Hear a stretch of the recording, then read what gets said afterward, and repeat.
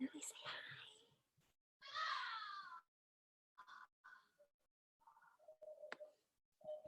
Now that Lily, is say a hi, cutie Jerome. right there. Oh my goodness. This is Oh God. Lily. Look at that. Say, future mega agent. What do you want to be? Future OP? Yes. Whatever Yes. you want. Yes. Oh, love that, babe.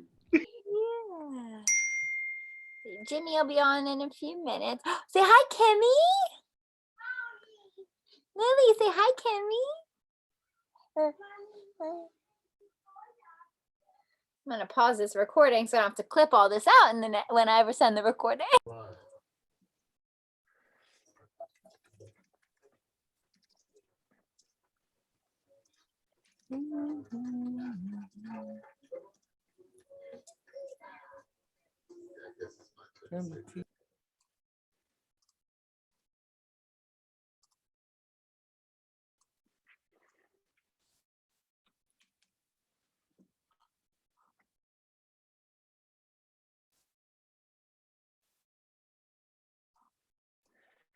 All right, so I'm going to continue to share this link until we start, probably 6:05-ish. This link that I'm sharing in the chat here will give you access to the materials for today. So when we do this, you're welcome to follow along if you're sitting on your computer. And a ton of stuff in here that you can use. Take it. It's proposal to purchase templates, escalation clause templates, the agenda for this meeting, which I have printed out here, but you can kind of even follow along there and take notes on there if you want to. So it's in a Google Drive, so I'm going to share that with you all right now in the chat. And if you're in coaching, I just sent that email. It's also in your email. So here is that Google Drive will take you right into all the materials for today. I ask you one thing: do not edit the documents. You can't lock documents in Google Docs, or if you can, you can't do it when I share the whole folder with you. If anybody knows a workaround to that, I'm all ears later. But yeah, so don't start editing the making and receiving offer. Don't start editing the Google Docs in here or the proposal. Please do not edit the proposal to purchase email templates, the long document, you'll see it. If you can edit it, you should not be doing that. Make a copy of it, then you can do whatever you want. Download it, save it as a Word doc, whatever works for you, I don't care. But while you're in that folder there, I appreciate if you just leave it alone because it's shared with everybody that's here. So I'm going to keep posting this link here, give it another few minutes, I see more people getting on. So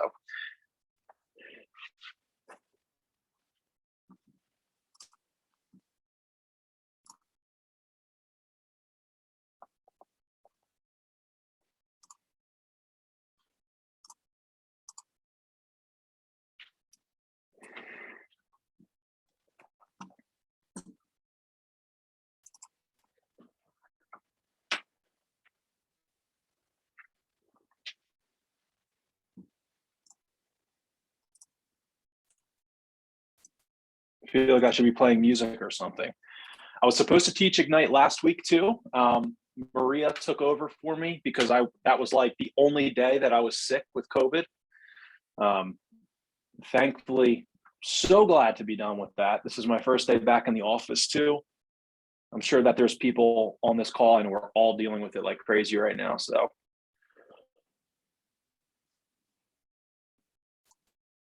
I think I taught some of you were on that call. Kim, I know you were, I think you were at least. I taught a class a week ago, or no, Wednesday of last week.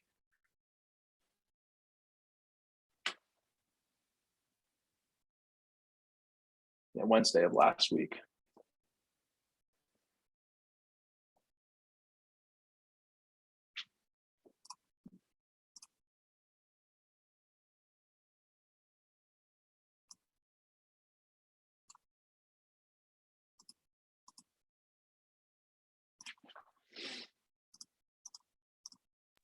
I'm sorry. I was trying to get back to the Zoom. And yeah, I was on here. Oh my goodness. The COVID is no joke. It's no joke. All right, so I'm going to post the the link in the chat here one more time. So if anybody would not mind, if more people come in, and so two things, I'm not, and a lot of people say this, I'm not great at checking the chat here. I'll do my best. Please talk at any time, especially with this class. This Ignite is always one that sparks good discussion. So I hope that's the case tonight. Got a lot of stuff to go over. All the materials for today is in this Google Drive here that I just shared. You can click on that. Everything that is in here is yours to use as you see fit. I just ask that you do not edit the documents while they're in here. Just make a copy and edit it elsewhere. Take it wherever you want, download it. Just don't edit the documents that are in here while they are in here. That's it, if you don't mind. So, but if anybody sees new people come in here, I see people are joining here. If you wouldn't mind, I don't think you can see the old chat. So if you could just copy and paste it. If I don't see it, you could copy and paste the drive link, like Miko or Ariana or somebody. Sorry to call you out. You're just right on the top of my screen. I'd appreciate it. So I emailed it to everybody that's in coaching, but there's no other easy and fast way for me to get this out to everybody, but I want you to be able to follow along. So cool. I'm excited to get this one started. I'm a PC at KW Morristown. If you don't know me, most people on here probably do know me or have been on a call with me before. I'm a product of this program. I've been through Ignite a lot of times. It's always been really helpful. For me, I felt like I always got something out of it when I would attend, especially now. The market's changing so much. Everybody's got different ideas and different approaches to it. So paste this one more time and get started. So I have in here in this drive that I just shared with everybody, the making and receiving offers Ignite. This is kind of my I'm looking at this printed out. This is going to be the material that I'm going to try and go over tonight. So just remember, if you're going to type on there, take notes on there, just make a copy of it and don't type on the one that's in here. So with that being said, let's talk offers. Kathy, I'm posting that link in there again, just in case you need it. So talk to me, please, audience participation. Who has gotten an offer accepted last week and is out of attorney review? And I say out of attorney review because I don't want to jinx you. So who's got one they can talk about? I wish I could get an offer. I know there are people in here that have some offers that just went under contract. I'm out of attorney review as of last week. As of last week. All right. So tell me about that offer. Where was it? How did that go? Did you have to do any crazy waivers for your buyer? So the listing agent attempted to do a crazy waiver of actually waiving attorney review. How did that go? I had never heard of before. So I had to call my mentor and ask what was the best way to handle that situation. Yeah. But it worked out. We bypassed that. We got her to not do that waiver.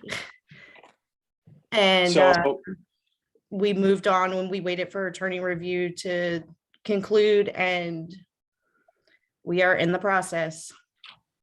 It's interesting. It's a good example of hey, I thought you're not supposed to do that thing. Well, just because you're not supposed to do it doesn't mean that people aren't doing it. Right. I'm sure that your mentor told you, you cannot waive. You can't just say, we don't want to do attorney review. It's not a thing that can happen. Yeah. So I'm curious on that offer for that case, what did the listing agent mean by waiving attorney review? I guess her purpose was we're moving quickly. We're supposed to close on the 31st of this month. Okay. So her theory, I guess, in her head was she wanted to put it to pending quickly into the MLS, which, I mean, technically she can still do that without waiving the attorney review. But she made it sound as if other agents have done it. Like it was like a common thing, like maybe she has done it before. Okay. If you didn't know any better or you didn't have anybody to call, you might have been like, yeah, my buyer's fine with that. Now you wouldn't have known, you still would have gone through attorney review. You just wouldn't have really known it. Exactly. Yeah. So, but I, as soon as she said it, I was like, because I know that's a law. The only way to get around attorney review is if you have an attorney prepared contract or addendum that specifically Right. concludes attorney review. And I have actually I've talked to people about that. I brought that up as like, man, our offers, we're making these great offers and we're getting crushed during attorney review. We're losing, we go under contract, our buyers, and doesn't matter what you tell your buyer, they are emotionally attached when you tell them their offer was accepted. To them, that's like, let's pack our bags. Yes. Then the listing agent gets another offer during attorney review, and now they are canceling the contract on your buyer. So I said, what if we could get an attorney involved that could give us like a blanket addendum that we could just use for our deals? And we're going to send over a contract and a signed attorney addendum. And that's going to be our offer. And the attorney addendum is going to be done. And it's going to have all the, that way we could avoid it, but not really something that you can do because attorneys are not willing to just kind of put out a blanket addendum out there, because then you're locked into a contract that their name is on that they didn't actually look at or approve. So it is definitely a hard thing to get around. Mm-hmm. If you do have a fast or a good attorney, you could end attorney review in day one. I mean, I love that. It's just that I feel like everybody here would agree. It's hard sometimes to, get those attorneys to respond and be quick. Usually it drags out. Yeah, and that was another thing. My buyers aren't using an attorney. They had used one previously on a house that they were trying to purchase with a different agent, and they had that communication issue with their lawyer. So they had decided with this one, because it was a friendly transaction, like they have mutual people that know each other, the seller and my buyer, they know of each other. So because it was friendly, they felt comfortable enough to not use an attorney. Okay. Well, that's but because good. of that, I was like, well, if we're not using attorneys, how are we going to waive attorney review? Because you would technically. Exactly. Right. Go ahead, Jerome. Where do you see, how did they initiate that? Was that verbal, or did you see that on the contract somewhere?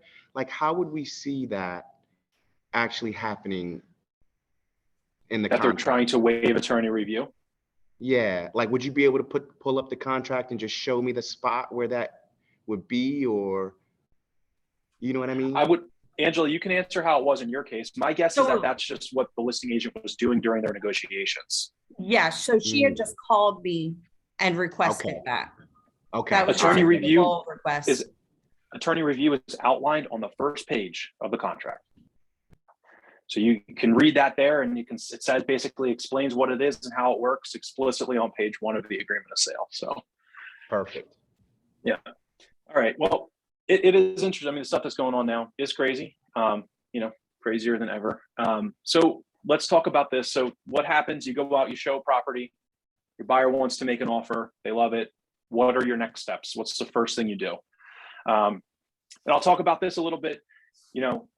I put together and I linked it on here. I didn't know a better way to do this. So if you click on this YouTube buyer guide, this is not your answer. However, I know that agents watch these videos and they have found them helpful. So we're not all at our market center here, but it's going to work the same way no matter where you are. So if you ever get confused or stuck in a deal, or you don't know what the next step is, or you just want to watch it, if you click on this PDF here and you click on this link, it'll take you to my YouTube channel and to all of the steps for kind of from step 1. Somebody calls you and says, hey, I'm a buyer. I want to buy a house. Step 1 all the way through step 13 through your closing. So welcome to take a look at that anytime. It's definitely not the answer. Of course, everybody should have somebody that they can go to if you're newer, and most people on Ignite are. So it's just supposed to be a supplementary thing, but it might be helpful if it's late at night or you just want to recap something. It's there at your disposal. Jerome, did you have another question? You good? Okay. A little lower. I got you. All right. So that's a YouTube buyer guide. All right. So buyer wants to make an offer. What is the first thing that you do? Anybody want to? Try to call the listing agent. Yeah, Call the listing agent. Yeah. Call the listing Call the agent listing with agent. proposal to buy. Yeah. What do you typically, what's that conversation like? Yeah. We have to call the listing agent and send the proposal to buy the property. Typically that conversation with the listing agent. So one thing to remember, and this is a sales thing, not just like a real estate thing, you want to be the one asking the questions. You don't want to be the one just sitting there talking. Yep. call the listing agent, ask them the question. Hey, I have a buyer, well qualified, going to be making an offer. Can you tell me about the offers you've gotten so far? I don't care if I know if they don't have any offers or anything. That's the question I'm going to ask. It's not a yes or no answer. So you never want to ask a yes or no answer. So if you can help it, you don't want to ask a yes or no answer, because then you're going to get, what's your answer going to be? It's either going to be yes or no. So I want to ask, can you tell me about the offers you've gotten so far? And maybe, a good agent is probably going to be like very reserved on what they say, because they know I'm trying to dig for information and they don't want to give it. But a lot of agents will talk, man, and they'll do the negotiating for you. It's always good to open up with that question. And that is generally the first thing that you'll do. Your buyer says, hey, I want to make an offer on this place. I love it. Then I'm usually going to tell them, awesome. If we're going to see another place, then I'm going to say, I'm going to call the listing agent on the drive to the next place. And that's what I'm going to do. And when we get to the next place, or when it's appropriate, we can talk about what that conversation was like with the listing agent. One thing that I always try and do with the buyers is I try and not let them get so caught up in the steps. When we're out looking at homes, and I hope that you practice your business in the same way, the buyer's pre-approved. So whether they know it or not, they're ready to go. Like, they're ready to buy a home, whether it's 30 days, 60 days, 90 days, right? So when we go and see a home, I want to be prepared if they want to make an offer that we're good to go. But I don't want them to get caught up in asking about what's an inspection, or what do I need to look for in this, or who calls the appraiser? What does that mean? And I want them to just focus on falling in love with the house, because to me, we don't know how we're going to go about negotiating our offer until we've seen the home and talked to the listing agent. After we've done those two things, we've seen the home, we know the buyer wants to make an offer, and we've talked to the listing agent. Now I feel like it's the time, okay, now let's talk buyer about our offer. How do we do this? How do we come up with price?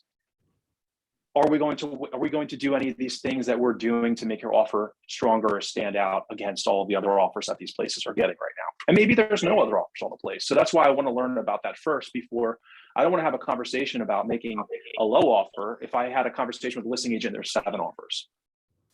What questions are you asking the listing agent?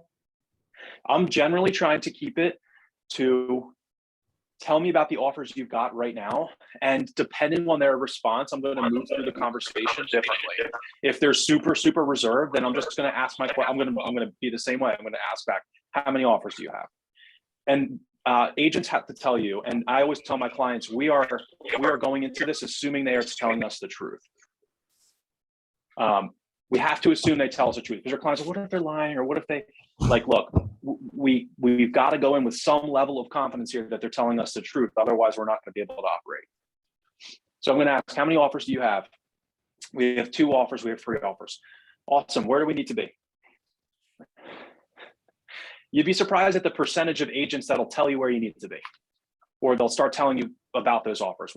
A lot of agents, though, will shut you down right there and be like, look, you know how the market is, in a nice way. Usually, you know how the market is right now. Just talk to your client, send me over your best offer.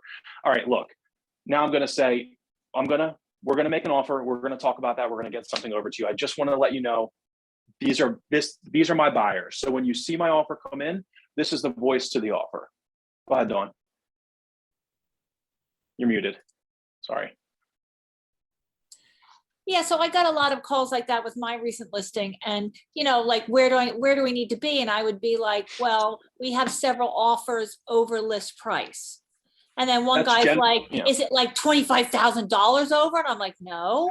And like, I'm not going to tell them, like, I feel like I can't tell them everything, because I'm not really trying to protect my number one buyer, but you're also like, it's not my job to tell you, you need to bid this to get it. That's not right. So, I'd answer questions like that, but is that appropriate? I mean, like, how much are you supposed to, we're not supposed to tell them everything, right? As little as possible. Yeah. I'm going to give an example that probably answers that question, and we're going to talk about escalation clauses, but is a good example of somebody who should have used one. So I had a listing actually in Pennsauken. This was last year, so the market's crazy. As crazy as it is now, price is lower, but as crazy, right? So we had, I don't know, 5, 6, 7 offers, none of them crazy over ask. And I have an agent, last showing. My sellers basically have seen the offers, they're ready to make a decision. Last showing that we have, we put in a best and final deadline. They showed it like 10 minutes before the deadline. Agent calls me. My client loved it. Where do we need to be? And I was like, look, man, we got multiple offers. Best and final deadline is 10 minutes. You better get your best offer to me as soon as you can.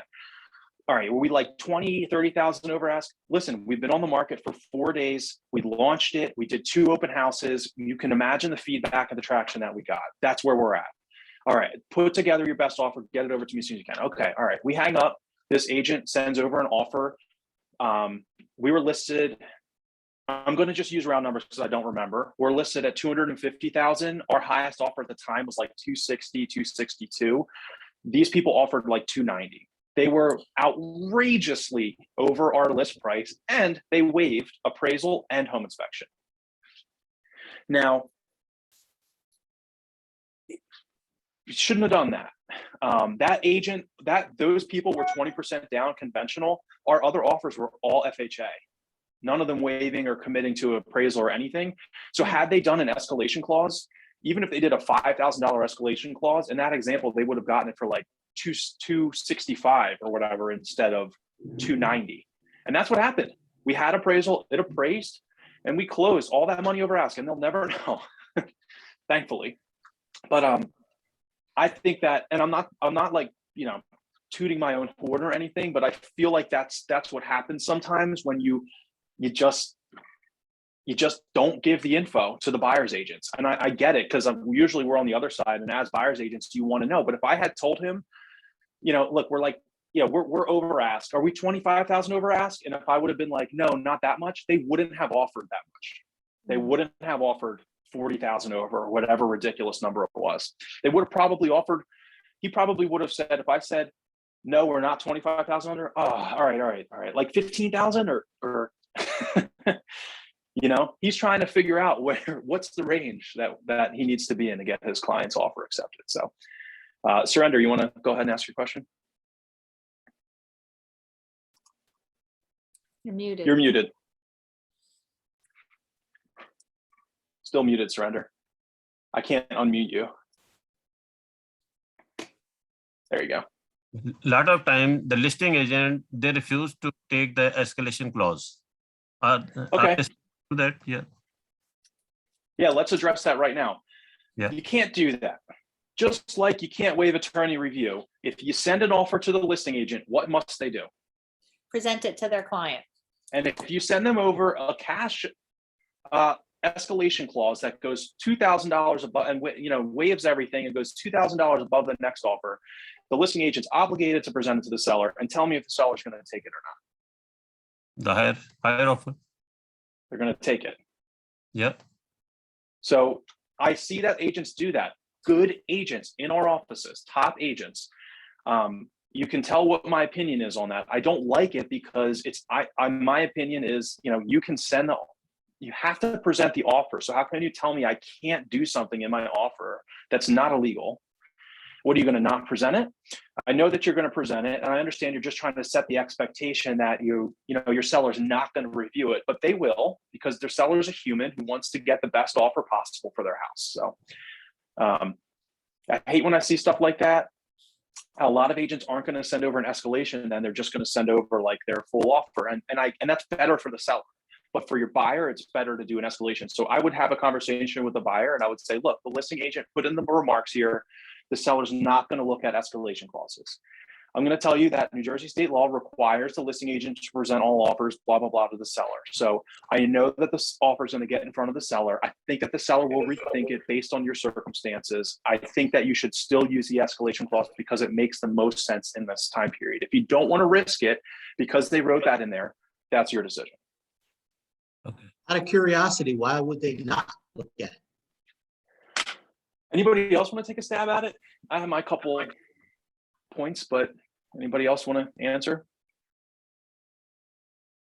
Well, I'm kind of new to this. What's the escalation clause? And last, We'll talk about that and go over that in a bit. Okay. Wait, Jim, Yeah. don't you have I'm sorry. the don't you have to tell the other offers when someone does an escalation clause? So the way the escalation clause is written, it basically says that once the offer is accepted, a copy of the next highest offer will be provided. Yeah. So a And copy of the offer that made you escalate to the next, to wherever you're at must be provided. Christina, you want to ask a question? Yeah, it actually has to do with both. There was a scenario where a house was listed at 385. Offers were in and around like 415, being like the highest impact. And something higher than that. So it's already $30,000 over the asking price. Something higher than that was accepted. What in a case where if someone presented the offer, their best and final offer with an Okay. escalation card or clause or form, and then found out that they can't even meet that maximum? Has that happened? Or does that happen? So let me ask a question, and I'm sorry if you said it. The offer, they got an offer for 415, but you used an escalation that only went to 405, or you're saying that a buyer put in an escalation that they couldn't actually do, like they couldn't actually afford the number. So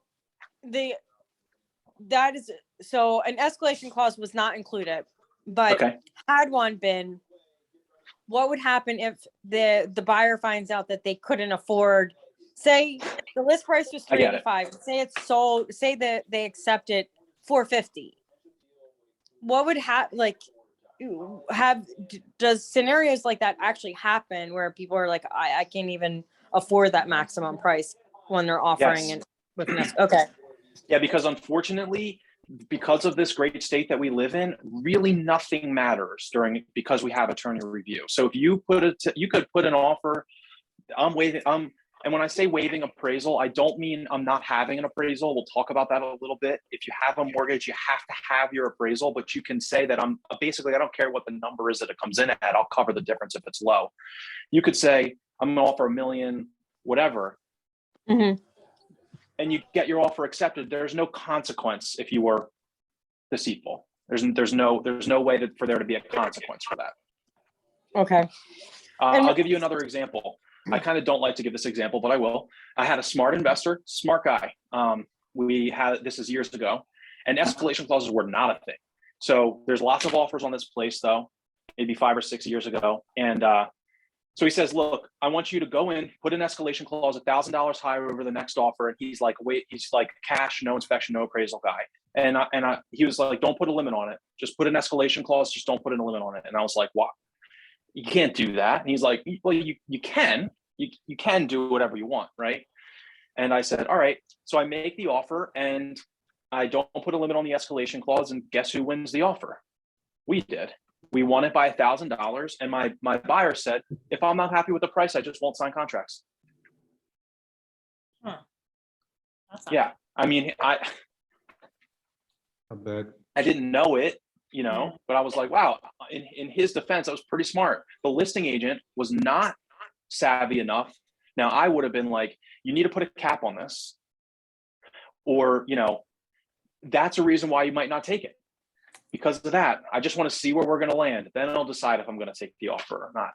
I would never advise my clients to do that, but that's a great example of that. If he decided that he wasn't happy with the $216,000 at the escalation bar, he was ready to offer 108, and the escalation put him up to 146. He was still willing to buy it, but he could have offered 160 or 75 or whatever. I had given that other example. So in his case, it ended up working out for him. John, you want to ask a question? Yeah, my question is, so as a new agent, when you're working with people, where in the process do you get them to get pre-approved without because if you work with someone new and just trying to find new people to work with, I feel like there's no not awkward way to kind of ask them about their financials. I'm gonna say something. Well, I'm not trying to it's you being awkward. It's not awkward. And when Gotcha. you do it for a long time and you have enough buyers that try and go out there and see places and then get mad at you and get, upset that they can't make an offer on a place or they lose it because they have a bad pre-approval from Rocket Mortgage or something like that, you become more comfortable with having the conversation up front. Because I Okay. genuinely would tell my mom, we're not going to look at that house unless you have a pre-approval. Now, if she just wanted to go and see a house for kicks, fine, it's my mom. But if it's, any type of, like, you're looking in the market, you're just searching, you want to buy in a year. I just had this conversation with clients over the weekend. And I think that, when you explain it like that, or you really mean it, like it really is in your best interest. And listen, Mr. and Mrs. Buyer, I would be telling this to my best friend, my brother, you got to get pre-approved now. It's just in your best interest. If they're not willing to do it, if they're that hesitant, they might not be the right buyers for you. Gotcha. Thank you. So a lot of have a- you have to understand, what is the objection? The first thing that I would ask my buyers, what is your objection to getting pre-approved right now? And they're going to say the same few things that every buyer says. I don't want my credit pulled. I'm not looking for a while, blah, blah, blah. And by coming to these classes and having these conversations and having the conversations with the buyers, you'll learn how to get over that. But most of those objections can be handled and are just falsehoods. It's smarter to just get pre-approved now. If they have a pre-qualification, would you insist that they get a pre-approval? Especially in this market, I would. There's a couple, yes, absolutely. The pre-qualification and pre-approval terms are used synonymously, and even listing agents don't understand a lot of times. Never assume that the listing agent knows as much as you or more than you, ever. And that's why when you see these templates that I use, I'm like bullet pointing everything. I'm texting them. I want to make sure you get it. And I will say in my email, for this pre-approval, the buyer's credit, income, assets have been verified. Here's the lender's cell phone number. And then I'll tell the lender, please call the listing agent I just sent over the offer. Because I want that listing agent to know that this buyer is legit, and they're going to tell that to their seller. They might not know that there's a difference between a pre-qual or a pre-approval. So those things are really great ways to get your offers accepted. Having a pre-approval, having the lender call the listing agent. All right, so going to move on a little bit. So one thing I want to talk about is when we're talking about a real estate transaction, right? There are 3 times the property has to sell.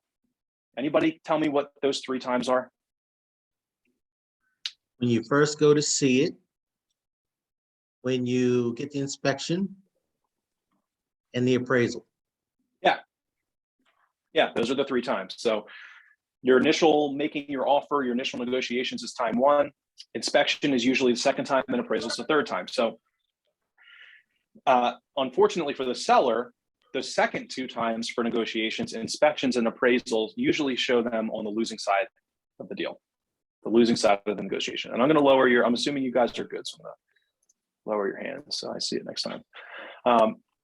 So in most deals now, we're talking about what are we going to do with the appraisal and what are we going to do with the inspection in order to make our offer more attractive, in order to get it accepted. Because it's rare that you have a listing that you get an offer on or multiple offers on where the buyer is not saying that they're going to cover some of the low appraisal or do something about the inspection. So let's talk about appraisal first.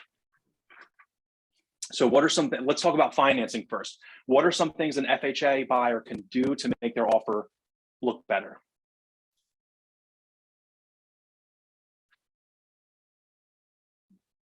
They'll pay for any repairs that need to be done. They'll pay for, So this kind of understands this requires having a basic understanding of, how an FHA mortgage works versus a conventional mortgage.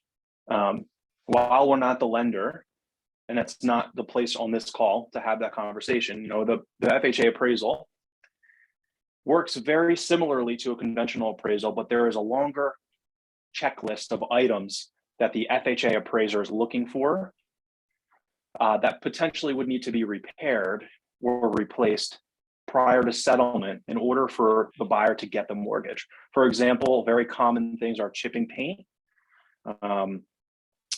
missing pressure release pipes on water heaters, missing or loose stair railings, lots of basic health and safety, not as in-depth as a home inspection and completely separate from the home inspection.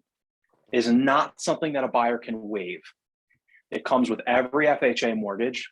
A part of the appraisal is this mini health and safety hazards inspections. It's called, there's a name for it. We can.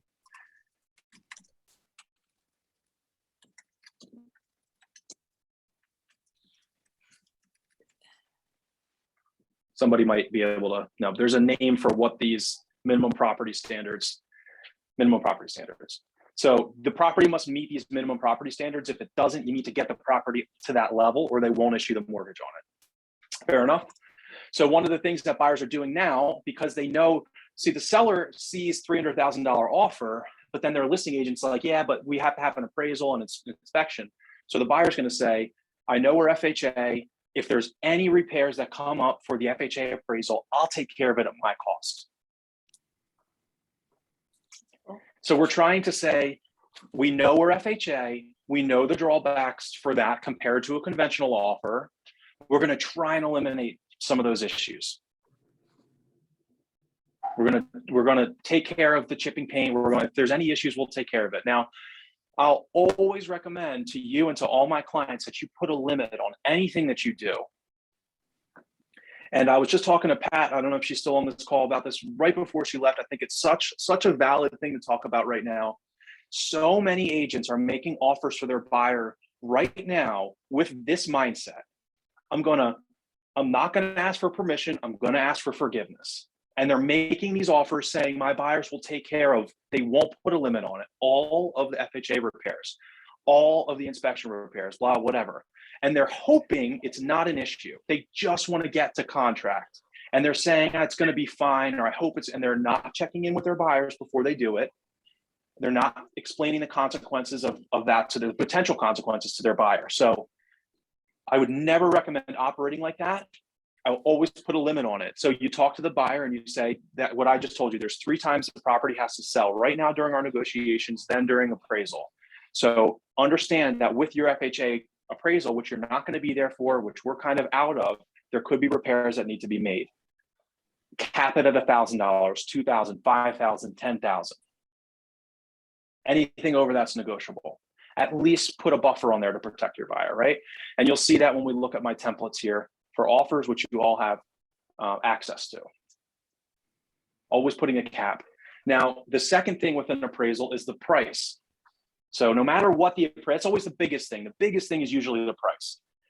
We got 10 offers. It went for 50,000 over ask. If it doesn't appraise for 50,000 over ask and the buyer is not able or willing to give money towards a low appraisal, what's the point? What was the point of going under contract 50,000 over? So your buyer can offer to cover some or all of the amount if the property price is low. And again, we want to cap it. Now, these things that we're talking about right now are what are winning offers. Would anybody disagree? This is what's killing our normal FHA 3.5% buyer with a $10,000 seller concession. These are the terms that are knocking them out. So and again, now I'm always going to have that conversation with them. I just want to tell you, this is what people are doing. I'm never going to advise a buyer to waive a home inspection or to just say, I'll cover the low appraisal no matter what it comes in at. But what I am going to tell you is, I talked to the listing agent and he specifically told me, and we have to assume he's telling the truth, that they have 2 offers that are waiving the appraisal and waiving inspections. So while I don't recommend that you do that, what I am going to have to tell you is if you want to buy the property, I think you're going to have to. Go ahead, Surrender. After the contract, after the inspection, and when appraisal come low, the asking price, can we negotiate at that time? Absolutely. So in a normal deal, if we didn't mention it at all, if the appraisal came in low, historically, it's typically a negotiation. Seller pays for some, maybe buyer covers some. And when I say seller pays for some, they reduce the sales price. Reduce the price, yeah. Yeah.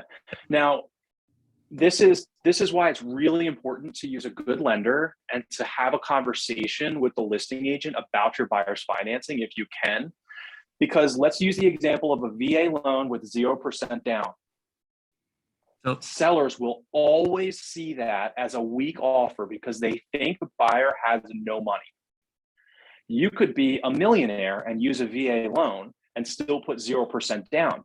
You might do that for a lot of reasons. In fact, most lenders will tell your clients, don't put more than 0% down. Leave your money in your retirement account because the interest rates are 3%. You're earning more than that in your retirement account. If you can afford the payment, put the bare minimum you can down for FHA and for VA. So I feel it's important to tell the listing agent, look, my clients are FHA, they're putting 3.5% down. However, they're well qualified. They're willing to waive X amount of the appraisal, or they're not, and have the lender give the listing agent a call, or at least send an email over, kind of having my back on that. If I have to, and if the buyers are okay with it, I'm going to tell them, like, look, this is why they're putting 3.5% down. It's not because of cash flow problems. It's because they're just trying to be smart about their money. All right, so that segues into another thing. Let's say you have a buyer that's conventional that's putting 10% down. All right, let's say they're putting 10% down, and that's basically all the money they have. They have enough money for 10% down in closing costs. They're not willing to use any more money for the purchase price of the property. And that amounts to like $40,000. So one thing that we're suggesting is, instead of putting 10% down, put 5%. And offer to cover some of the low appraisal with the additional 5% we just saved you. Because on a $300,000 house, that's $15,000. So instead of putting 10% down, let's put 5% down if you can afford the payment, and cross our fingers, assuming it appraises at value, then you can always put more down later. And that has worked. That conversation has worked, because if you're going from, if PMI isn't a question, if you're well in that like less than 20% down range, you know, $1,000 difference on your offer is $5 a month. So in that case, a $15,000 difference, $75 a month. So, you know, this goes into kind of like an objection that a buyer is going to have is, you know, I don't want to pay over ask. Well, you can kind of spin it and talk about the payments, and we'll get into that a little bit. Okay. So that's it for appraisals. Anybody have any questions or anything else you want to talk about for appraisals? Sure. Yeah. Now, my second question was that in case the appraisal come low and seller refuse to negotiate the low price, at that time, can the buyer out of the contract? Yep. Okay. Short answer, yes. I'm going to give you the long answer because we're on Ignite having a class and a conversation about this. Okay. This is from John Rothamel, attorney. Okay. And he says that in that case that you just explained, Surrender, properties were under contract for $300,000. It appraises at $280,000. This buyer says, I'm not giving any money towards a low appraisal. And the seller says, I'm not reducing the price. If the lender will not issue a credit denial for the mortgage, the seller could technically say the buyer is in breach of contract because they have the assets to cover the low appraisal. I haven't seen it happen. I am basically just verbatim saying what attorneys have said. So they're the ones that are dealing with this on a regular basis. So again, so just be careful. That's what I would say. If you're not willing to give, you know, FHA, you're always covered, always FHA and VA, because you have the FHA VA addendum. And that paragraph states basically, if the appraisal comes in below this value, the parties can part ways and the buyers get their escrow back.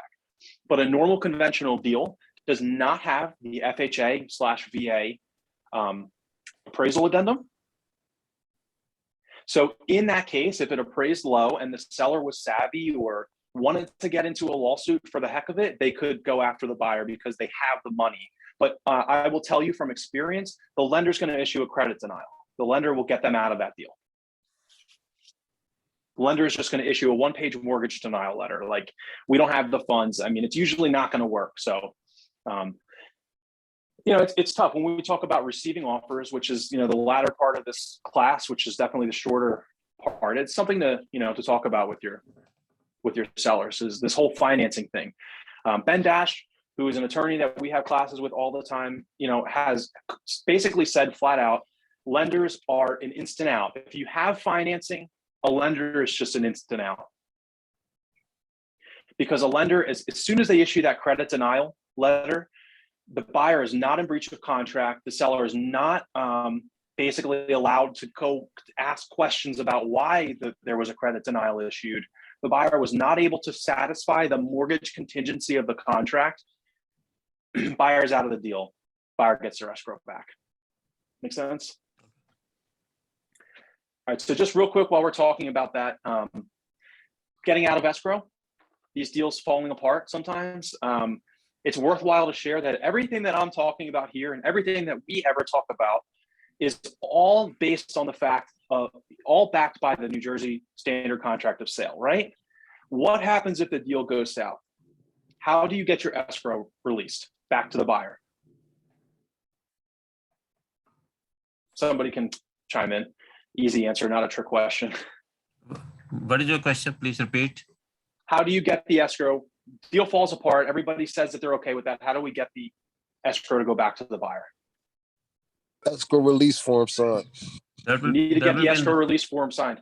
And what does that require? That requires the buyer and the seller, who are both emotional human beings, to sign it. Unless they sign the paper to release the escrow, it will not be released.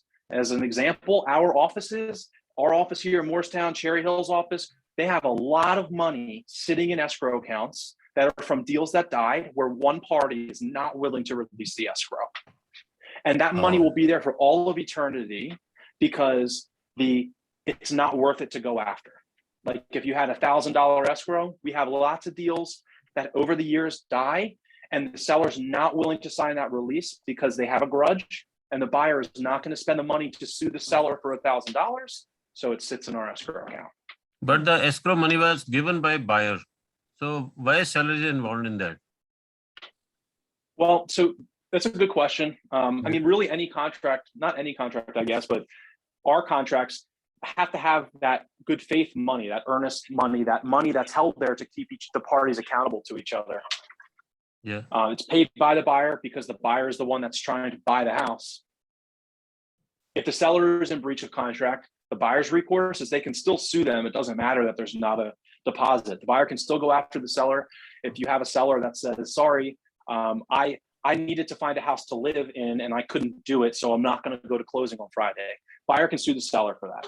Seller would have to pay the buyer damages. Seller will eventually, the buyer could take that to court and the judge will sign off on the selling documents or whatever, and the seller could eventually be kicked out of the house if they took it that far. So that's the seller's risk. But we are working on the behalf of buyer. He deposit money to us, and we are trustee for that money. So even then, sellers can interfere. Yes. Yep.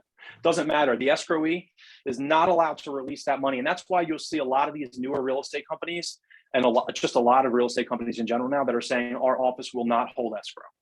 They just don't want to deal with it because you have to do monthly accounting and reports to the state with your escrow account balances and stuff like that. They take it very seriously.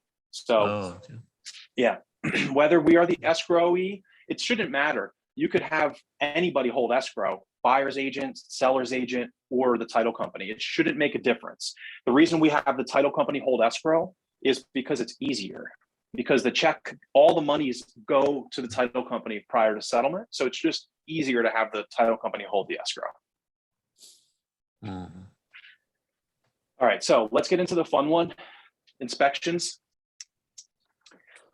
All right, so every deal now is coming with some type of language about the inspection, some type of, I'm gonna ask for forgiveness, not for permission language on the inspection. So let's talk about that. How about with some offers that are accepted, deals, anybody feel free to chime in if you got something on your mind about inspections right now. Go ahead, Dawn. Today I have one inspection done. So I had a lot of deals offers on my last listing, and two of them were really, really similar. And like the one deal said, oh, we'll only look at major problems in the inspection. And the deal we took said, we'll only look at major problems and we won't ask for any repairs unless it's over 5,000. Like they gave an amount, so it was a better offer. Because, you know, the guy could say, oh, well, what's a major repair? You know, this was like more specific with the amount of money. So we went with, that was one of the reasons we went with that. So yeah, what you're talking about is one of the options when you're presenting an offer that you can use. You can have a discussion with your buyer and say, you're going to have your home inspection, but we're only going to ask for material defects. Yeah. So the New Jersey has, and that's why I Googled it, New Jersey has a definition for what a material defect is. It is not a crooked light switch. It is not a reverse polarity on an outlet. It is issues, major issues with mechanical safety, that type of thing, roof.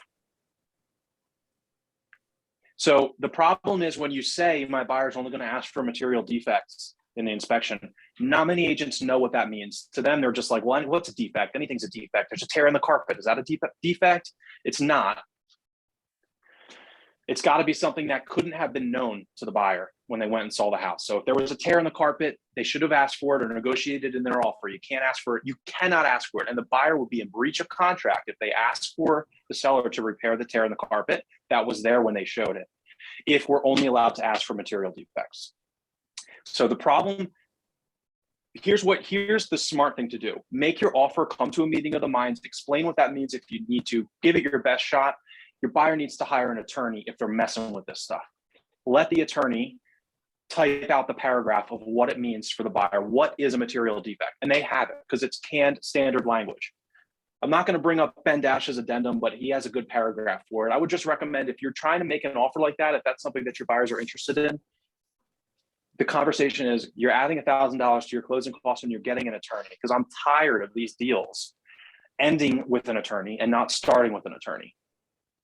They want to mess with the inspections. They're playing with fire, especially because, like I said, the seller is ultimately in control. And if your buyer says anything, if your buyer uses the words as is, Dawn, what do sellers think as is means?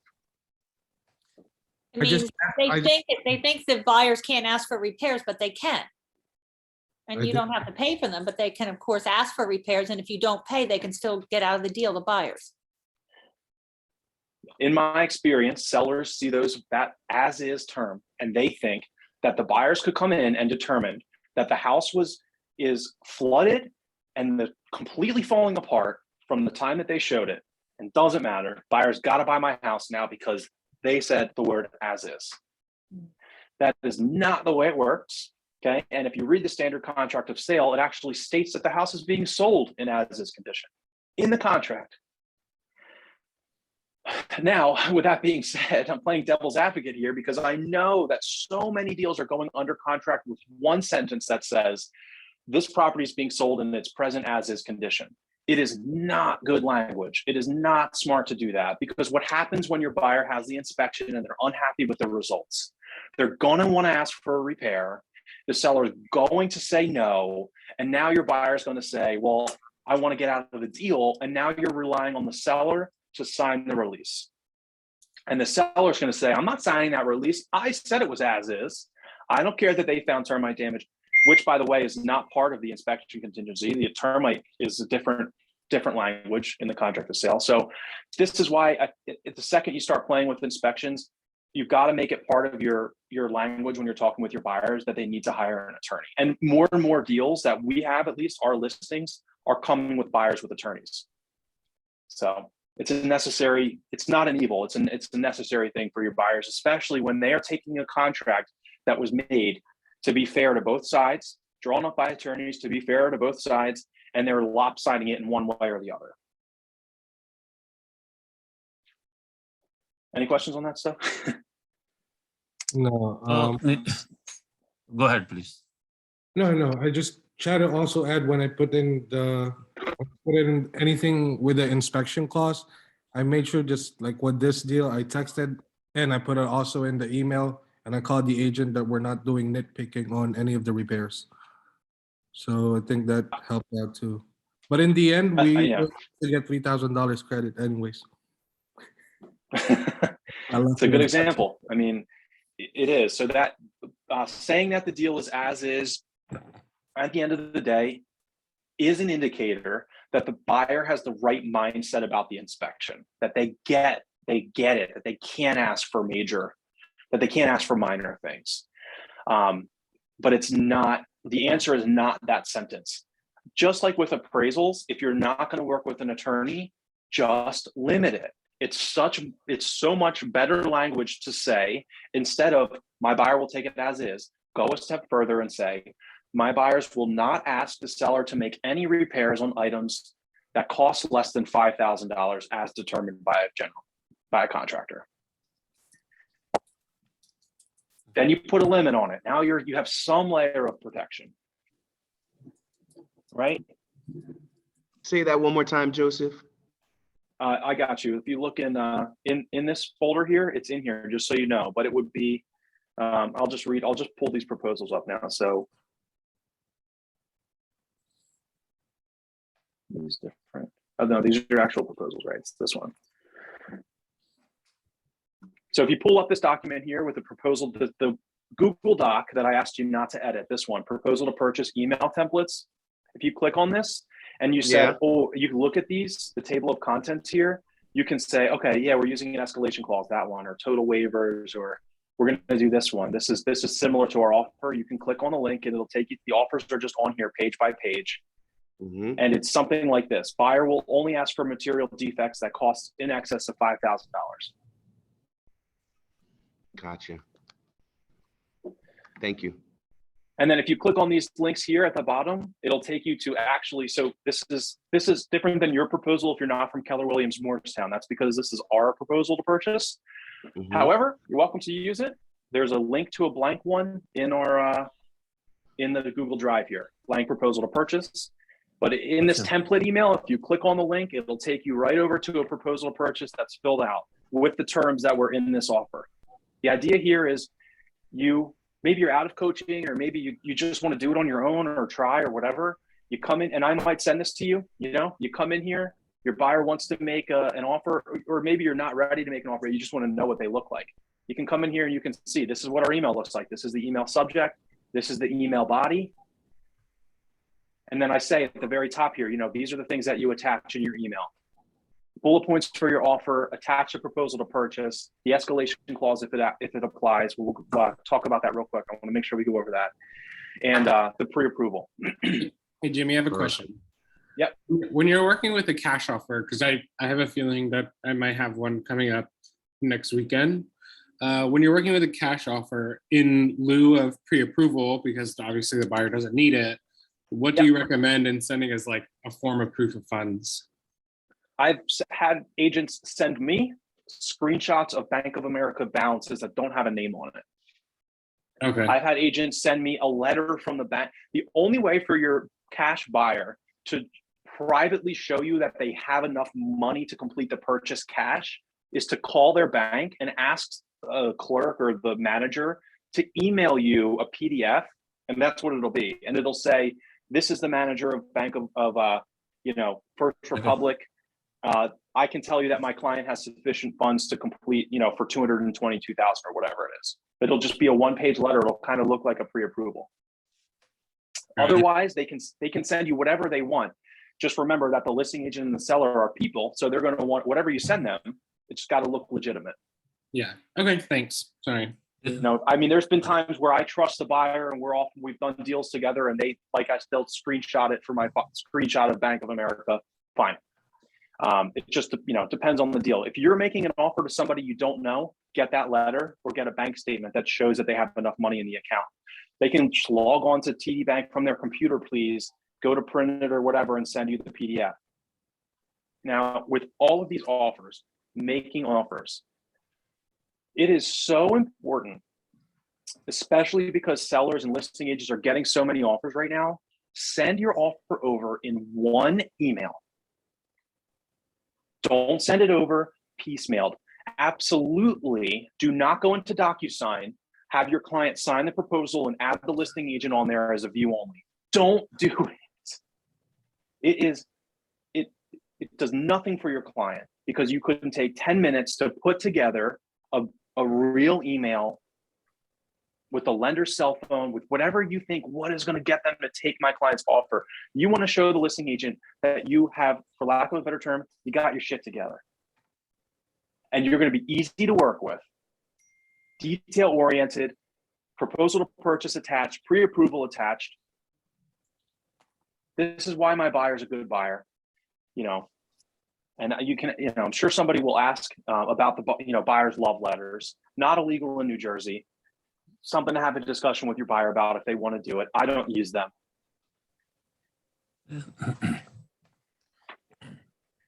So in here, there's so many different offer templates. So, you know, normal deal template, waivers, total waiver, conventional. And then, like I said, click on the link here and it'll take you right over to a proposal that's filled out based on those terms. So you can kind of practice it or get an idea of, okay, I understand how that proposal is filled out. The idea behind a proposal to purchase is so that when you fill it out, you send it to the listing agent, they don't need to come and ask you any questions. They can fill out the entire sales contract without asking you any questions. But this proposal does a very good job of that. There are a couple things that are always left to, you know, up for discrepancy on the contract, but for the most part, this gives you all the terms, your name, your license number, your cell phone, all that stuff that goes on the contract. So you said that you would not do this through dot loop or anything, you just email it? I would not send this, when you fill this proposal out, you're filling this out in DocuSign. Now your client, there's a signature here to be signed. Your buyers do not need to sign your proposal. You can sign it on their behalf, or you can send it over unsigned. I always sign it. I just sign it. Okay, I got you. James Stoffi, agent for buyer. But then I download the PDF and attach it in the email along with the pre-approval and my stuff, because it just doesn't look professional when this goes over by itself, and it happens all the time. You put a listing up, you don't even know if the agent showed it. It's 7 o'clock at night and I get an email, DocuSign completed, offer. I'm like, what is this for? I open it up and I'm like, oh, this is an offer on my listing. Where's the pre-approval? Who is this? So with every proposal, we can send the escalation clause. So yeah, so on this proposal, so the old proposal or proposals that have been used in the past didn't have a spot for escalation clause. So on this proposal, there's a spot. It's escalation clause attached, yes or no, right? Yes. So yes, you can use it. I don't think I put the blank. I might have. All right, I got to put the blank escalation template. There's an escalation template in here, sample escalation clause. So we could talk about that right now. This is an appropriate time. Before we talk about the escalation, I want to ask a question. When is it appropriate and when is it not appropriate to use an escalation clause? Anybody want to take a stab? Well, When offers. seller has multi offers. That's when it's appropriate. Yeah. When is it not a good idea to use one?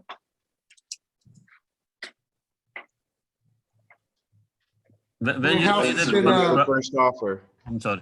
When you you're see the first offer. When a house has Someone been said sitting that. on the market for a while. Yeah. That's this another is group, right. yes. This is the right way. Yeah. Yeah, you don't want to use an escalation when you're the only offer. Yeah. The reason is you're immediately telling them that you're willing to pay more. First thing you're doing is saying, I'm ready to pay more. Here's this low amount, but I'm willing to pay this much. So it's a great tool when you have the highest and best, but it is not something you should use. So that's why I said when clients and agents want to know what's the next step. Well, tell me, did you talk to the listing agent? Are there offers? No, there aren't offers. So we're not even going to worry about this. When there's no offers and you think there will be offers, now is the time to put your strong offer out right now and do what Angela was talking about, rather than say we're waiving attorney review. Make it part of your offer. When you sign on this offer tonight, by the way, we're offering 20,000 over ask. We're doing this. We're doing this in hopes that the seller will cancel their open houses, stop showings, and change the listing to pending in the MLS as soon as contracts are signed. Now, as the listing agent who has done this, we are never going to change to pending on day one. But it is worth a shot, because there are a lot of listing agents that will see that and go, oh my God, and their seller will say, wow, this is great, do it. I don't want a chance losing this. And they'll say, do it, let's do it, let's do it. And they will. And they'll prepare contracts, sign contracts, and change it to pending day one, before attorney review even starts or during attorney review or whatever. And that's awesome when you have the buyer. That's what you do when there's no offers and you're expecting there to be offers. You go in strong, you try and get them to shut it down. Now, when there's multiple offers, that's when it's appropriate to use that, and not always, feel it out, but it's a good tool to use. It's in your arsenal. So I filled this out here as an example. Okay, so let's talk about this number here. So what is an escalation clause? An escalation clause says I'm offering X amount of dollars. However, I'm willing to pay up to $320,000, $50, $320.50. I'm willing to pay $3,000 above the next highest offer up to $320. Make sense? In the simplest terms, that's how it works. And in the example I gave earlier with my listing in Pennsauken, if they had used this, they would have got it for $3,000 over our next highest offer, and it would have been done. Instead, their clients paid 30-something thousand over the next highest offer, right? So let's talk about this number. Because one thing I think that people think, I'm going to use an escalation clause and we're going to win it. So let's do an escalation. Let's say it's listed at, the property is listed at $280, and we want to offer $1,000 over the next highest offer up to $320. So what does that mean if you had a cash offer at $300? What's your offer going to be? The 301. 301. And your Yeah. FHA, who are they going to take? Cash offer. No one's going to take your financed offer for $1,000 bucks. So when you're talking to your clients about using an escalation clause, talk to them. You have to keep in mind, how good of a buyer are they? If they're 20% down conventional and they're, doing a gap for appraisal and as is for inspections or whatever, you could get away with a $1,000 escalation. But I've had people do a $10,000 escalation because they know that so $10,000 is what for a payment? Yeah. $50 a month. $10,000 on your mortgage is $50 a month. So an FHA buyer who's not in a great position, who's very payment conscious but doesn't have cash, can say, I can easily afford another $50 a month, and I know that I'm at the bottom of the barrel. So let's offer $10,000 over the next offer up to a certain amount. That way, at least we have a shot, because now your seller's going to say, ooh, we have a cash offer for $300, but this person can pay $310. So now I have to decide, do I want to risk $10,000, not $1,000? So that's the struggle, and that's why these cannot work sometimes, because you do a $3,000 escalation, but the offer that you're beating by $3,000 is super strong, and you're not. And if you don't cap the money, suppose you say escalation price up to 3,000 or the highest offer, then is it good or no? Yeah, you can do it. Like I said, you can do what you want. I would say ethically, you must do what your client can. Don't like falsify the offer if you know it, I guess. I mean, there would be no point to do it. It's not good for your reputation to do that. Go ahead, Charles. Is that you talking? If you had you had multiple offers, you had an offer come in that's pretty strong. You had the one that was the escalation. They wanted to see the contract, of course, but then the other offer, they backed out. Like, I had that happen, but ethically, I told the other people that, I was too afraid to go to jail or something. So I told them they canceled it, but how would you handle that? So if I have a seller, this is a great ethical dilemma. I probably ask around. I'm gonna be honest with you. I never had that happen to me. What I would want to do is I would want to tell my seller, listen, before we ratify the contract, before the contract is signed, if it's signed, I don't care. If I learn after the contract is signed, I don't care at that point. I don't think. I don't know what the right, honestly, I don't want to guide on that. I don't know what the right answer would be. So if you go under contract for 320, and that's because the next offer was for 317, then the next offer behind them was for 300, and you lose your 317 people, but you're already under contract with this, you're saying, Right. Is it ethical to not say anything to the seller or to the buyer's agent for those buyers? But this almost happened almost simultaneously. It was like Get as it? soon as Okay.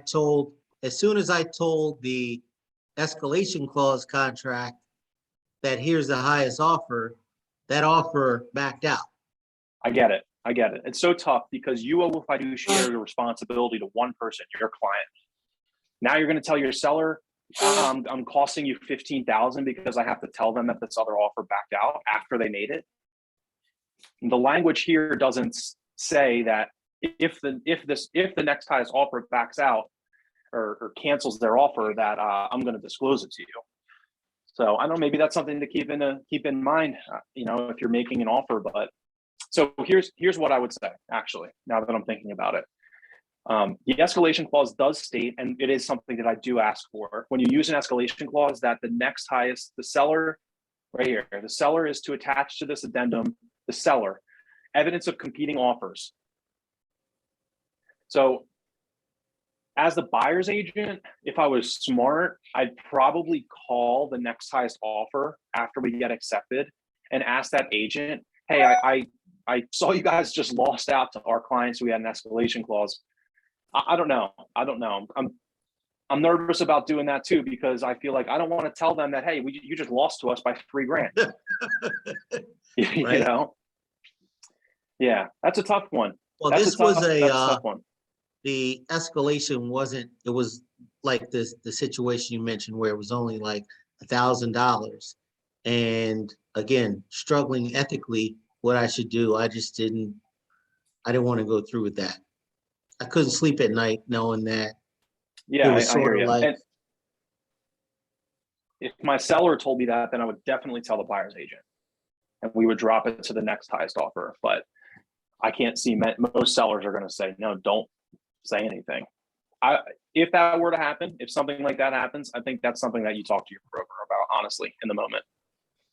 That's what I would do. Gotcha. I think Joe Ryan would say, no, don't tell him. right, I'd rather him say it than me.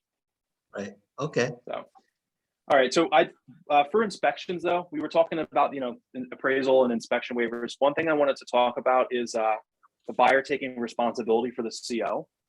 Go ahead, Pat. Hi, my laptop's about to die, and I just wanted to say one thing. You're probably going to say it, but I won't be here because I'm going to die. The only other thing Bad that sentence. I would suggest with all of this is you're talking about sending your offers and all. Don't just send an email. Pick up the phone and call them and let them know, or at least text them and say, I sent you over an offer. Please confirm that you've received it. Because often people, emails get lost, especially someone who gets a lot of emails, and they may overlook the fact that you sent an email, or it could end up in their junk mail. So don't wait 2 days to find out that, hey, you lost because you didn't check the day you sent it over and someone else's offer has already been accepted.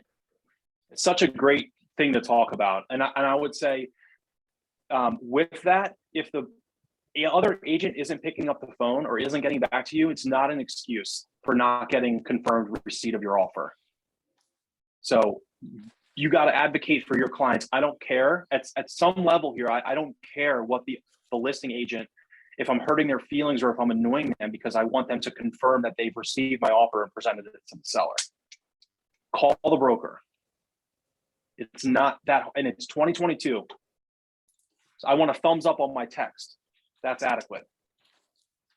So absolutely. And I'm always doing that call, always asking for confirmed receipt. I guess it should go without saying, but the listing agent should be responding to you, but Pat is so right. You'll see all the time, they just won't. They get bombarded with emails. They're not good with technology. They don't care enough. I always tell agents when they're like, oh, I made an offer and we haven't heard back. They told me they received our offer, but we hadn't heard back. The only reason, we all know how fast this market is moving. If you made that offer, that really killer offer for 10,000 over, cancel the open houses, and you're not hearing back, it's because they're trying to draw another offer in. If somebody's delaying getting back to you when you're in that negotiation process, it is 9 times out of 10 because the listing agent is trying to leverage your offer into getting another offer, or trying to negotiate another offer, or trying to do something that involves not having their client agree or sign off on your offer. There's not a single person out there, a single listing agent out there, they know, we all know how the market is right now. So go ahead, Dawn. So just a question about that, because some of the offers I got, they'll say this offer is good for 3 days. After this, it's moot. And a lot of the offers don't have a time. So if they don't have a time and it's only been a day or two and there are other offers coming in, then I let them know I had an offer, but they'll call, what's going on with the offer? Well, you know what I mean? Like, they didn't put a limit to it. We didn't ask for, best and final. And yeah, like, so what do you say about that? So that for our time limit proposal, on it? and no, I think that most agents overlook that entirely. That's this sentence right here. If the Right. offer, this doesn't mean anything. If it goes 1 day, and I actually wanted to talk about this, so I'm glad that you brought it up. If it goes 2 days and we don't respond to these people, but they're still interested after 2 days, we're going to move forward. We're going to prepare contracts and move forward, right? Yeah. So New Jersey is a weird state. I'm licensed in PA. In every other state, there's not attorney review, and they use the contract of sale as their offer. And on the contract of sale, it says the contract must be signed by this date. And that's when it matters. Like for Pennsylvania, if I make an offer, I have to put a date on the contract that says, hey, you got to sign the contract by January 11th. If you don't sign it, then the contract's null and void. If you don't sign it by that date, it's null and void. It'd be nice if we operated like that, because it would make the listing agents care a lot more about getting back to you. But like, nothing matters until you get out of an attorney review, really. So that's the difference. And you'll get agents from PA, especially now with buyers coming from all over, from New York and from PA, that are doing things that you're not used to, caring about like that type of thing. So I'm always going to look at that, and I'm always going to try and it depends. If you're negotiating with your seller, you want to make sure that they know that, hey, they told us this offer is good for 1 day. Now, could they still be interested 2 days later? Probably, but I don't know. Maybe they'll go find somewhere else tomorrow. I don't have control over that. But like what we did, what we absolutely knew we didn't want, right away, we got back to them and said, thank you, but we're looking at something else. But the ones Reject. that still, I'd call them and say, well, you're still in the running. Like, we're still looking at offers, but we're still considering yours. Yeah. That's fair enough. It is hard. And it's, again, guide and advise. This is receive offers. You get an offer that's really good, like you did on your listing, and you're like, crap, we have 10 more showings scheduled, but we don't want to delay this for 4 or 5 days. What do we do? You tell your seller the risks. Listen, this is what we've got. And in your case, I'm remembering correctly, it was, my opinion of it was, you just got it, Mr. and Mrs. Seller, we've gotten this many offers, we have this many showings lined up. In my professional opinion, this offer we just got is too good to risk losing. Let's move forward. Let's sign it now. We can continue to show it until contracts are signed, executed, and even out of attorney review, because the buyer's agent never mentioned it at all. But let's move the ball forward with this offer, because I don't see us doing better. And I just want to be honest with you. Now, if the seller says, I still want to wait, fine. I told you, I don't want to say I told you so later, and I won't. But at least you advise your seller it's in your best interest to take this offer now, because I don't want to ever put myself in a position, and it's impossible to be like this all the time, but I don't want my seller to be like, well, you told me. Like, I'm telling you, I'm like a casino. Your best odds are taking this offer right now. Is there a chance you could hit the jackpot and get a cash offer out of these other 3 showings we have? Yeah, but the chances are real small. And I don't know about you, but I've been in this business long enough that I'm telling you, this is the offer. They saw it, they won, they made their offer right away. We got 3 other offers that aren't competitive, whatever. This is the offer that I advise that you take. If you don't want to, I fully support you, and I'm going to go to bat to get you another better offer, but you're going to risk losing these people. And I don't remember what your sellers did. Sometimes they'll say, now leave it on the market. And that's fine. I'm like, at least I told you. Yeah, she wanted to go another day, and then we ended up best and final, and we took that good offer from the earlier days anyway. Yeah, I think be the messenger. Sometimes we forget that. We are the messenger. And I don't like when agents text me and they say, should I reduce the price on my listing? I just get that way of talking out of your vocabulary as a real estate agent. Should I advise my seller to reduce the price? Should I advise my buyer to do this? Should I advise my seller, my buyer, my seller, my buyer? Never should I do this. Should I go in with no inspection? Should I go in 20,000? Just like get that way of thinking out, because you're going to talk like that to other agents. And you're going to, number one, you sound unprofessional.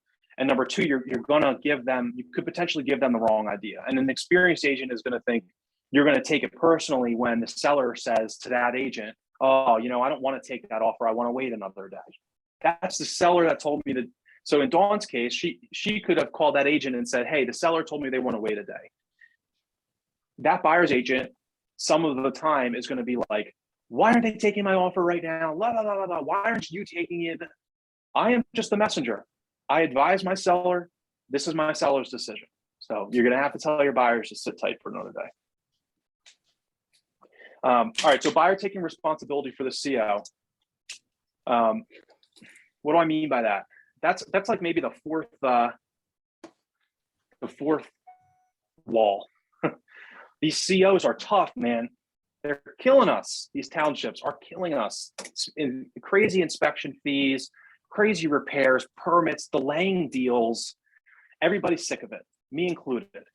So right now, when you're making an offer, something that we don't see that much, but we are seeing sometimes now, is the buyer is willing to take on the responsibility of getting the CO. So getting the CO, anybody want to ask a question before I go any farther with that? No, but can I make it? I have, Go ahead, Dawn. We'll start with Dawn and then surrender. Maybe it's just something that I learned this time. Maybe I think it's certainly going to be township dependent, because like this house I just was doing is in Cherry Hill, and like I did the application like Wednesday night for the CO, and like Thursday morning they send me the CO. They're like, your CO is done, because they just go and look at the house on the outside, and I got it in like 12 hours. I couldn't believe it. And other townships it's going to be really, really hard. So you want to know that before you offer to do it. That's such a great, yes, that's exactly right. Yeah. So when you have the buyer, you need to know and when I say you, buyer, do you want to get the CO? If they say it or whatever, you come, that's a part of our negotiations. The buyer's going to get the CO. Here you go. Here's the township's number and their website, Mr. and Mrs. Buyer. I want you to call. I want you to look at the rules. I want you to understand from the township's mouth, not from mine, what is required to get the CO. Because like Dawn said, every single town is different.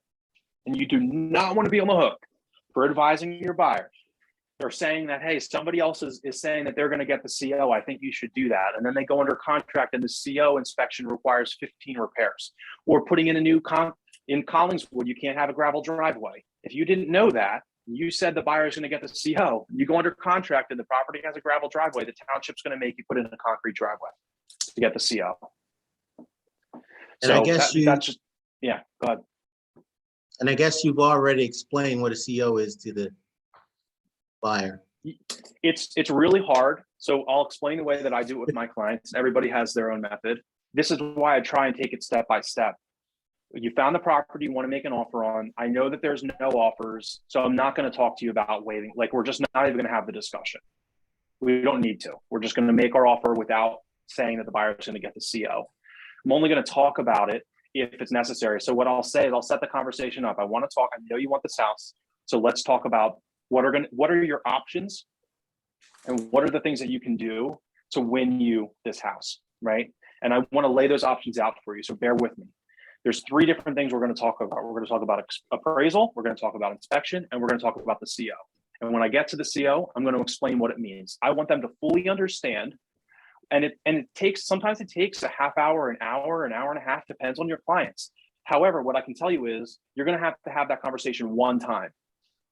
And they're going to either win the offer or they're going to lose it. If they lose the offer, you've had the conversation. Next time, you're going to just ask them, do you want to do the same thing? Or, hey, I think we should do this and that. Do you want to do it? And they're going to be like, yeah, go for it. So, yes, to answer your question, yeah, you're going to have to explain to them what a CO is. They're not going to understand what that means because it's normally not the buyer's responsibility. So it takes time. When I started, we weren't doing any of that stuff. So I felt like it was a lot easier to learn, to talk to my clients about making an offer. What do you want to buy this place for? Okay, there's 3 offers. We'll offer like 10,000 over. Good. Okay, send the offer. But now these conversations with the buyers are long conversations, because I know that if there's 10 offers, 7 of them are garbage. But there's 2 other real good agents that explain to their buyers what a CO is. Do you want to take that on? Do you want to take that risk on? Can you afford it? Blah, blah, blah. Yes, we want to. I know we're competing against that. So we need to have that conversation now as well. All right, so good. Offer templates I shared with everybody that's in here. Anybody have any questions about this right now? David, I'll Yeah. answer your question. I don't know if you can even see this. I have Go ahead. I have question on offer. Yeah. I have question on offer. If the seller accept any offer, and within couple of hours or next day, within the attorney review, he get another offer which is 10,000, 20,000 higher than the offer accepted. Can he change his offer? Can seller? Yeah, absolutely. So this actually brings up 2 good points that I wanted to touch on. So number 1, I feel like the answer to your question is, if I'm hearing you right, is the seller can take the new offer, no consequence. They can have an attorney cancel. If you're in an attorney review, just have the attorney cancel the contract. It costs like $150. Any attorney will do it. It's a simple phone call from the seller. The contract gets canceled. In the meantime, you're signing contracts on your better offer. And I've had attorneys say, I feel bad to do this, but I'll give this example. The example you just said, you have an offer for 300 conventional and 20% down. You're in attorney review day 1, but somebody who saw the property 3 days ago just sent you over a cash offer $10,000 higher than where you're at right now. So you have to present it to the seller. Now, man, that's tough. Ethically, that's tough, right? Because the way that I am is like, I feel bad. Now we have to tell these buyers, no, you're not getting it. They're already under contract. They think they've gotten it. So now we have to tell them they're not getting it. Well, this is what an attorney told me. Don't tell them now. Sign contracts with your second offer and cancel your first offer on the last day of attorney review at 4 o'clock. Like, man, that sounds unethical, right? But he's like, no, it's not. It's unethical to not look out for your seller. You don't know this buyer. Meanwhile, we have this happen too. Surrender, the buyer makes an offer for $300,000 on your house, and now they're still out shopping. Maybe they made an offer on 3 houses. So flip the coin. They get two of those offers accepted. If you're a good agent, you're going to tell the buyer to sign contracts on both of them and cancel one of them on the last day of attorney review. So is there any other basis for getting best offer? Suppose the seller get 20,000 more than he already signed, and then the seller say you, I accepted the best offer, I can't accept the higher offers. Is there any other basis also? Is there any big? You're saying that somebody said that they can't accept? Yeah, on what basis the seller can refuse the offer when he's getting higher money? But is there any other base that he can refuse the higher offer? The seller can refuse it if they want. Okay. Some sellers will get that higher offer and they'll say, no, I committed to the first one. It's a fam, like I want to sell it to them. They don't have to take the higher offer. Okay. But a lot of them will. I mean, if it's compelling enough, they will. It happens all the time. So if you're on this call, they are ethical. I mean, sometimes they become ethical. They don't want to refuse that. Correct. Okay, thank you. But everybody's ethics have a price. Why do you have to wait until the last day of the attorney review, though? What is the reason? Because the reason is because the thought process is, if you have 2 deals if you have 2 accepted offers and 2 contracts in attorney review, the seller could also cancel the deal. So what happens if you canceled it during day 1 and then the seller cancels the other one in day 3? That makes sense? You can say no if it doesn't, or maybe somebody else can try and explain it. No, actually. Okay, so you have, it's basically, doesn't really matter what side you represent. If you're the buyer, use that example, and you make 2 offers simultaneously, they both get accepted, and you sign contracts on both of them. One's for 250,000, one's for 300,000, just to separate the deals. So both of these deals start attorney review tomorrow, the 11th. Either the buyer or the seller can cancel the contract during attorney review. Right. So the Okay. reason we wait to day 3 to cancel it for the buyer, let's say the buyer says, I really want the $300,000 house, but if it doesn't go through, I'll take the $250,000 house, right? Right. In that example, we're going to cancel $250,000 house on day 3 of attorney review.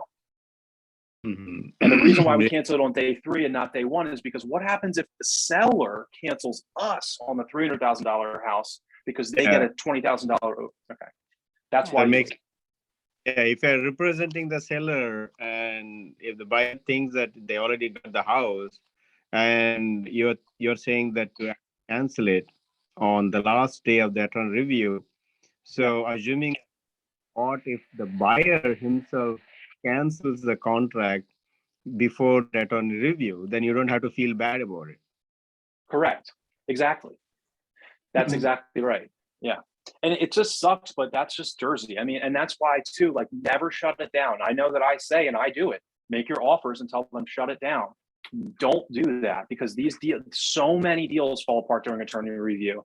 So if there's one thing you take away from this class, make sure your clients understand that getting an accepted offer and getting the contract signed, you get a little congrats, but you don't get my start packing your bags or planning your moving until we're out of inspections and appraisal.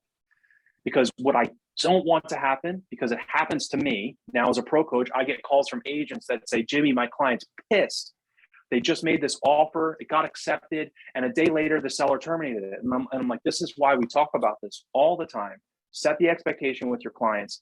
It is not concrete just to have your offer accepted. So, and they're still not going to get it, but at least you have advised them correctly.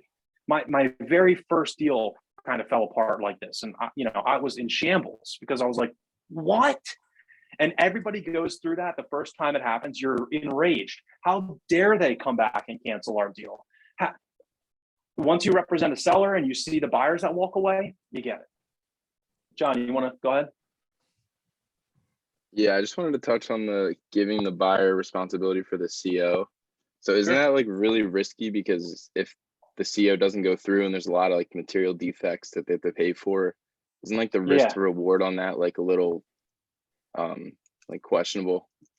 It is. I mean, like Dawn said, it depends on the town. Some towns only care about smoke detectors and cracked concrete, for example. So only base it on the township or like the house, if it's like a newer house, or gotcha. Yeah, I mean, it's what you could have a buyer. My father-in-law, they've been in and out of 7 houses, and he's like, he just gets it and he doesn't care. He's handy. I don't care what, it's I've seen the house. It doesn't need anything. It's fine. I'll take care of the CO. First time buyer with 10,000 to their name? Hell no. Gotcha. All right. So real quick, we talked about this a little bit, but kind of like talking to our buyers about payment, not the purchase price. That's what's inflating this market so much. We're in a payment-based market, right? I have VA, my friend who's an agent in PA has VA buyers right now, $800,000. They're putting 0% down. Why? There are 2 working professionals that can afford a 3% mortgage payment at $800,000. So they don't care about the price. What matters to them is the payment. So think about it like that when your buyers are saying that I don't want to be in a bidding war, or I don't want to pay over ask, or this or that or whatever.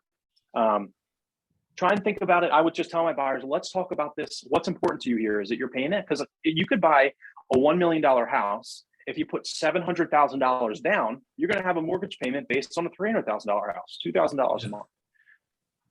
That's what matters, right? So just something to keep in mind. And that if you haven't heard it, I know people say it a lot, so I try not to like bombard you with it, but every $1,000 right now is about $5 a month for your mortgage. So every $1,000 more you offer is $5 a month on your mortgage over 30 years. So, but the way that you can look at it is that, hey, if you offer another 5,000 over ask, it's $25 a month.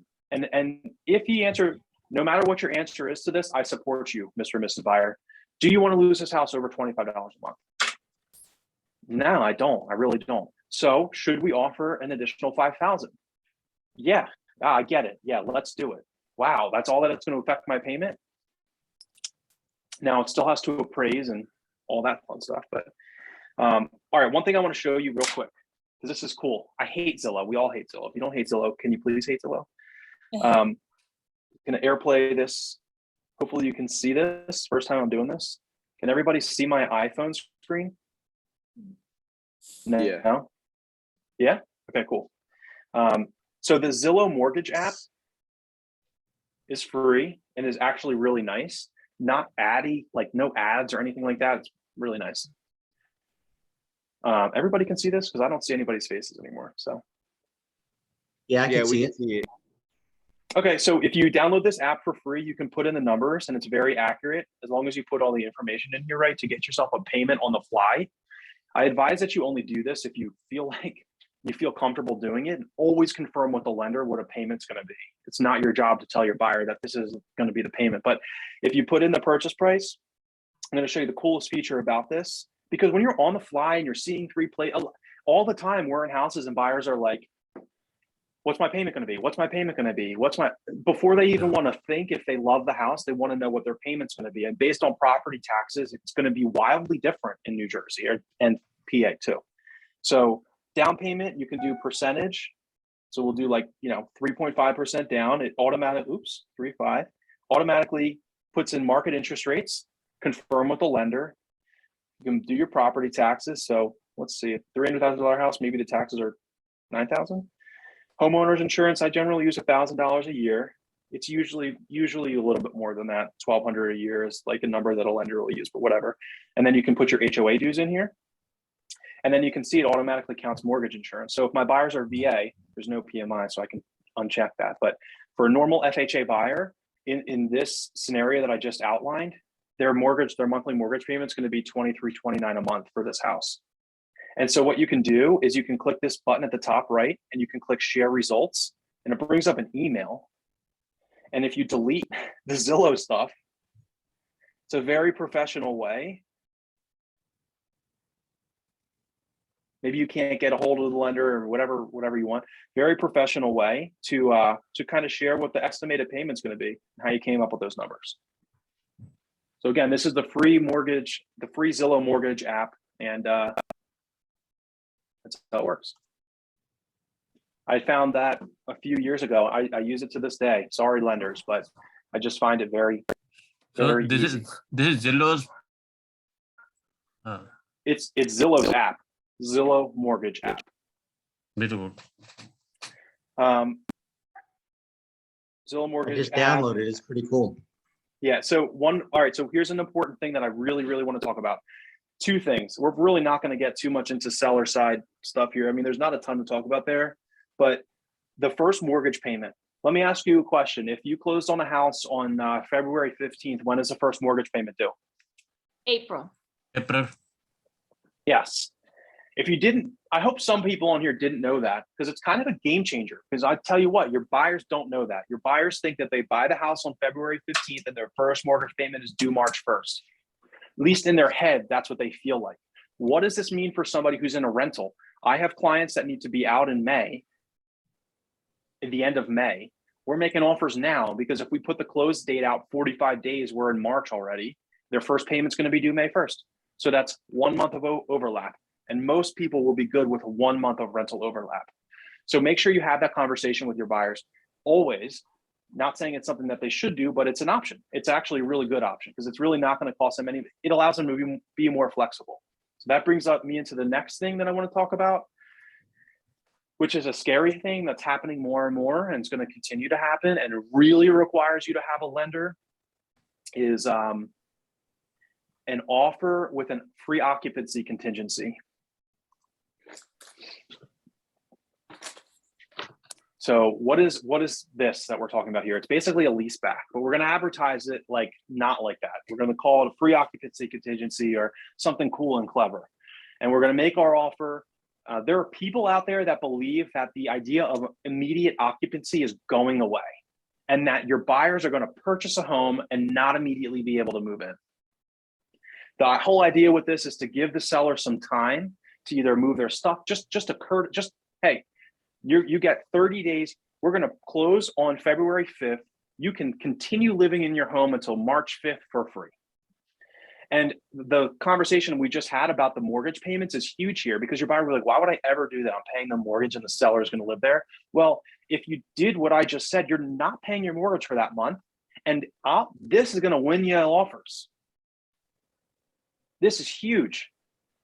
Even if you did had 2 weeks, sellers can stay there for 2 weeks. Now, the obvious objection comes up. What if the sellers don't leave? Your buyers would be able to evict. They'd be able to file an emergency motion for eviction, COVID rules aside.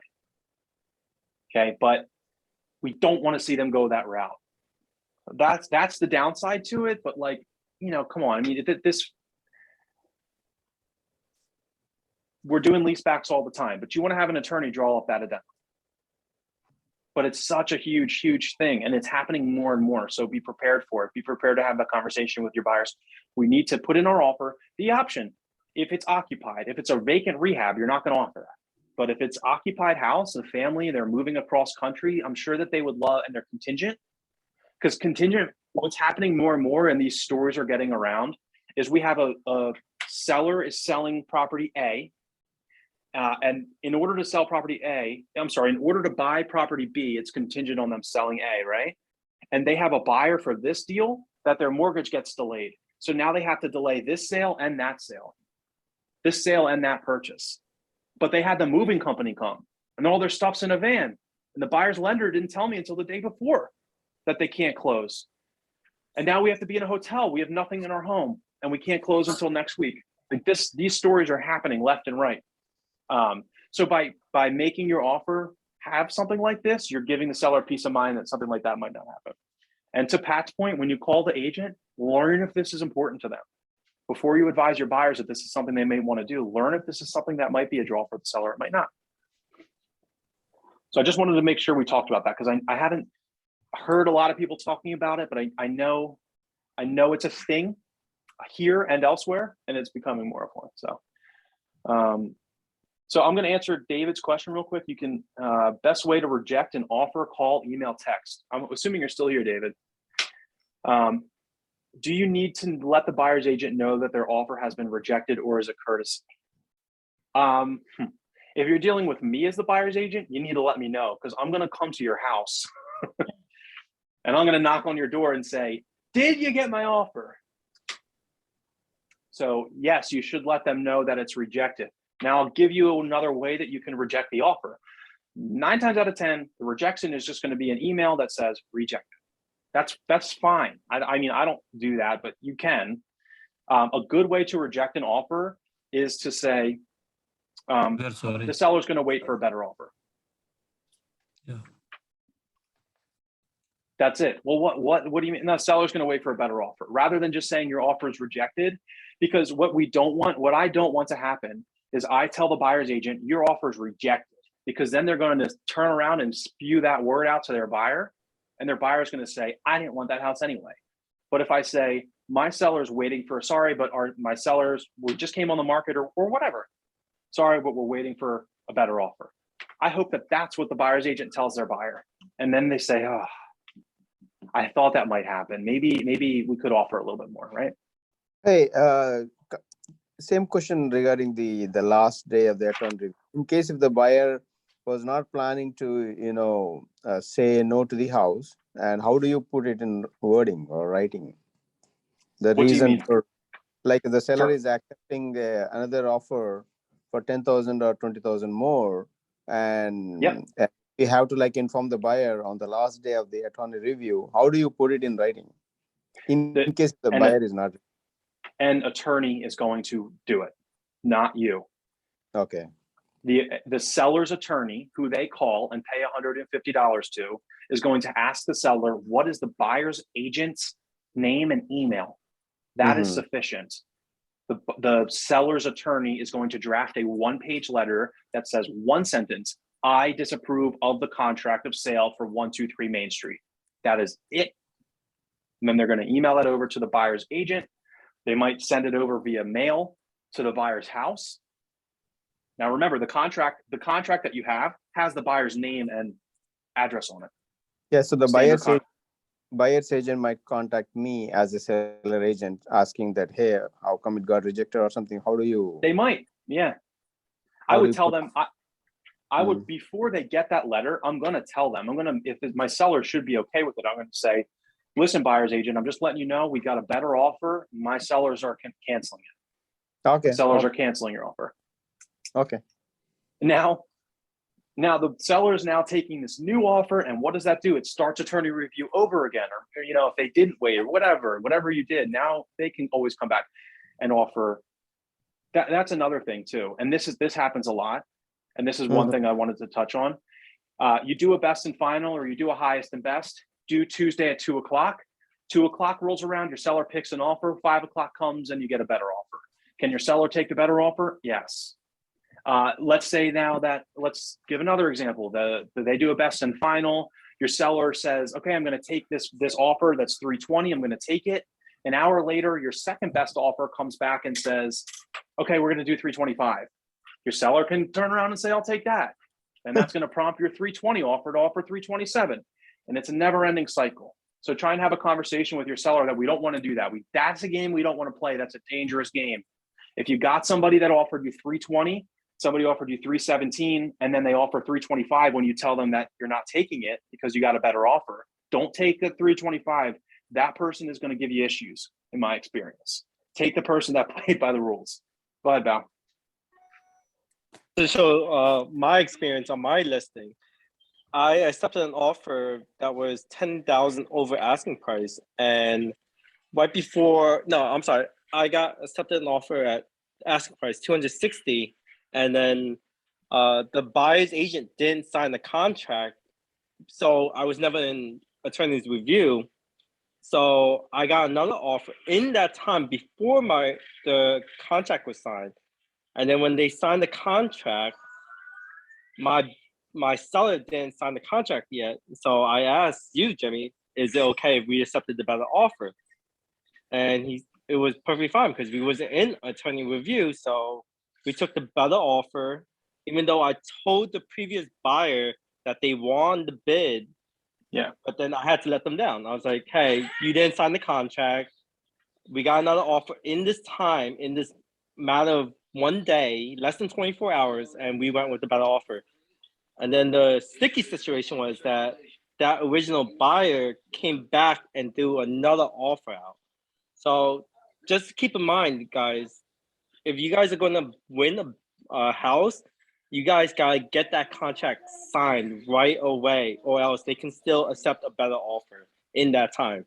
And everything's legal. You don't need attorneys, and it's fair game.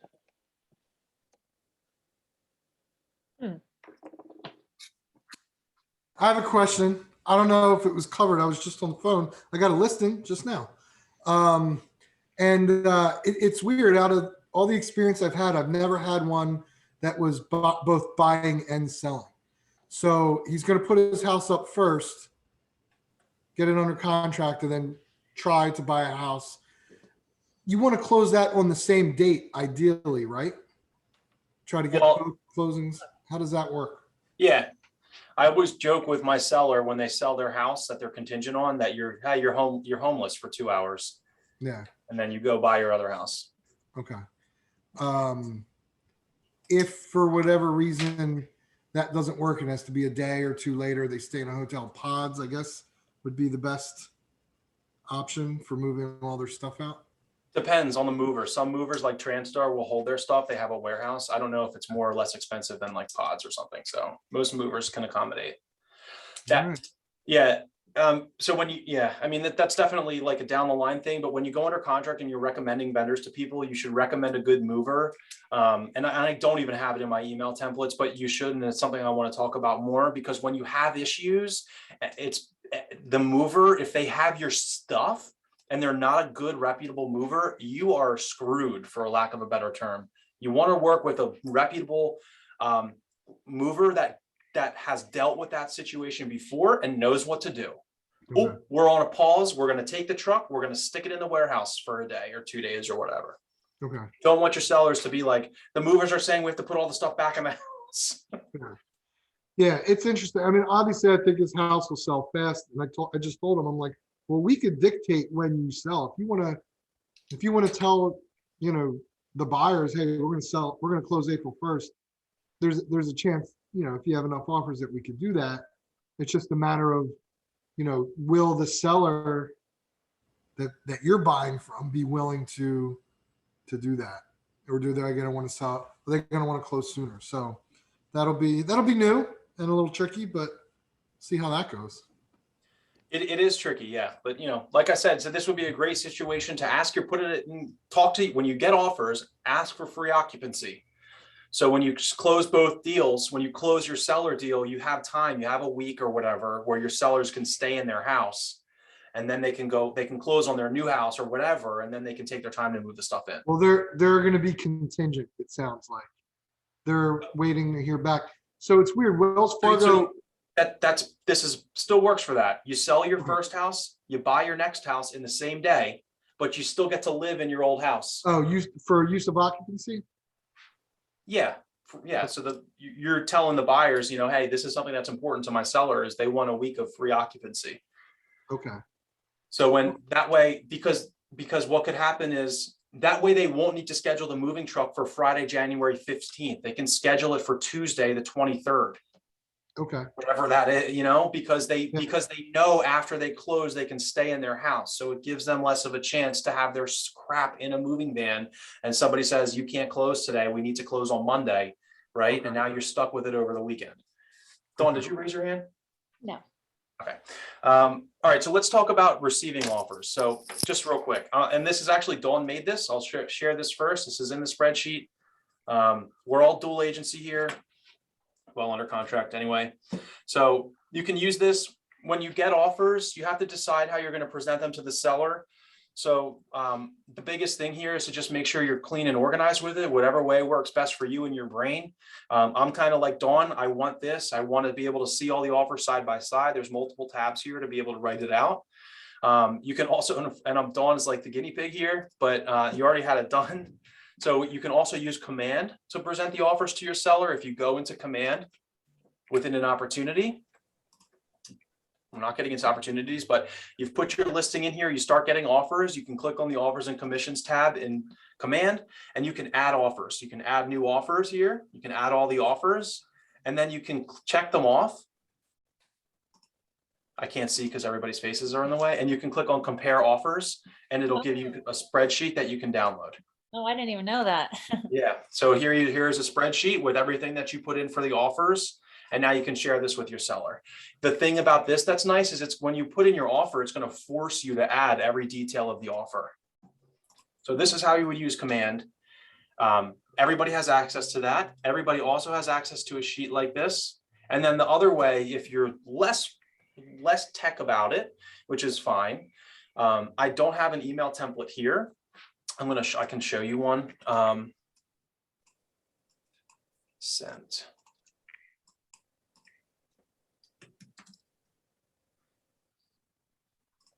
So just something like this. So I label the email the same. So when my first offer comes in, I'm forwarding the offer. I'm forwarding what the agent sent to me to my seller, but I'm reading through it. I'm talking to the buyer, making sure I understand the offer, and then I'm putting together bullet points that matter to my sellers. This is the first offer details: price, financing, escrow, blah, blah, blah. Right? And then I'm attaching their offer. And then when I get a second offer, I'm doing the same thing. You can right click on your email and click on send again. And then I'm going to say second offer. And I'm going to add the stuff that the other agent sent me or forward their email. And I'm just going to continue doing that as I get offers. That way, when I reference them later, I'll be able to easily identify them.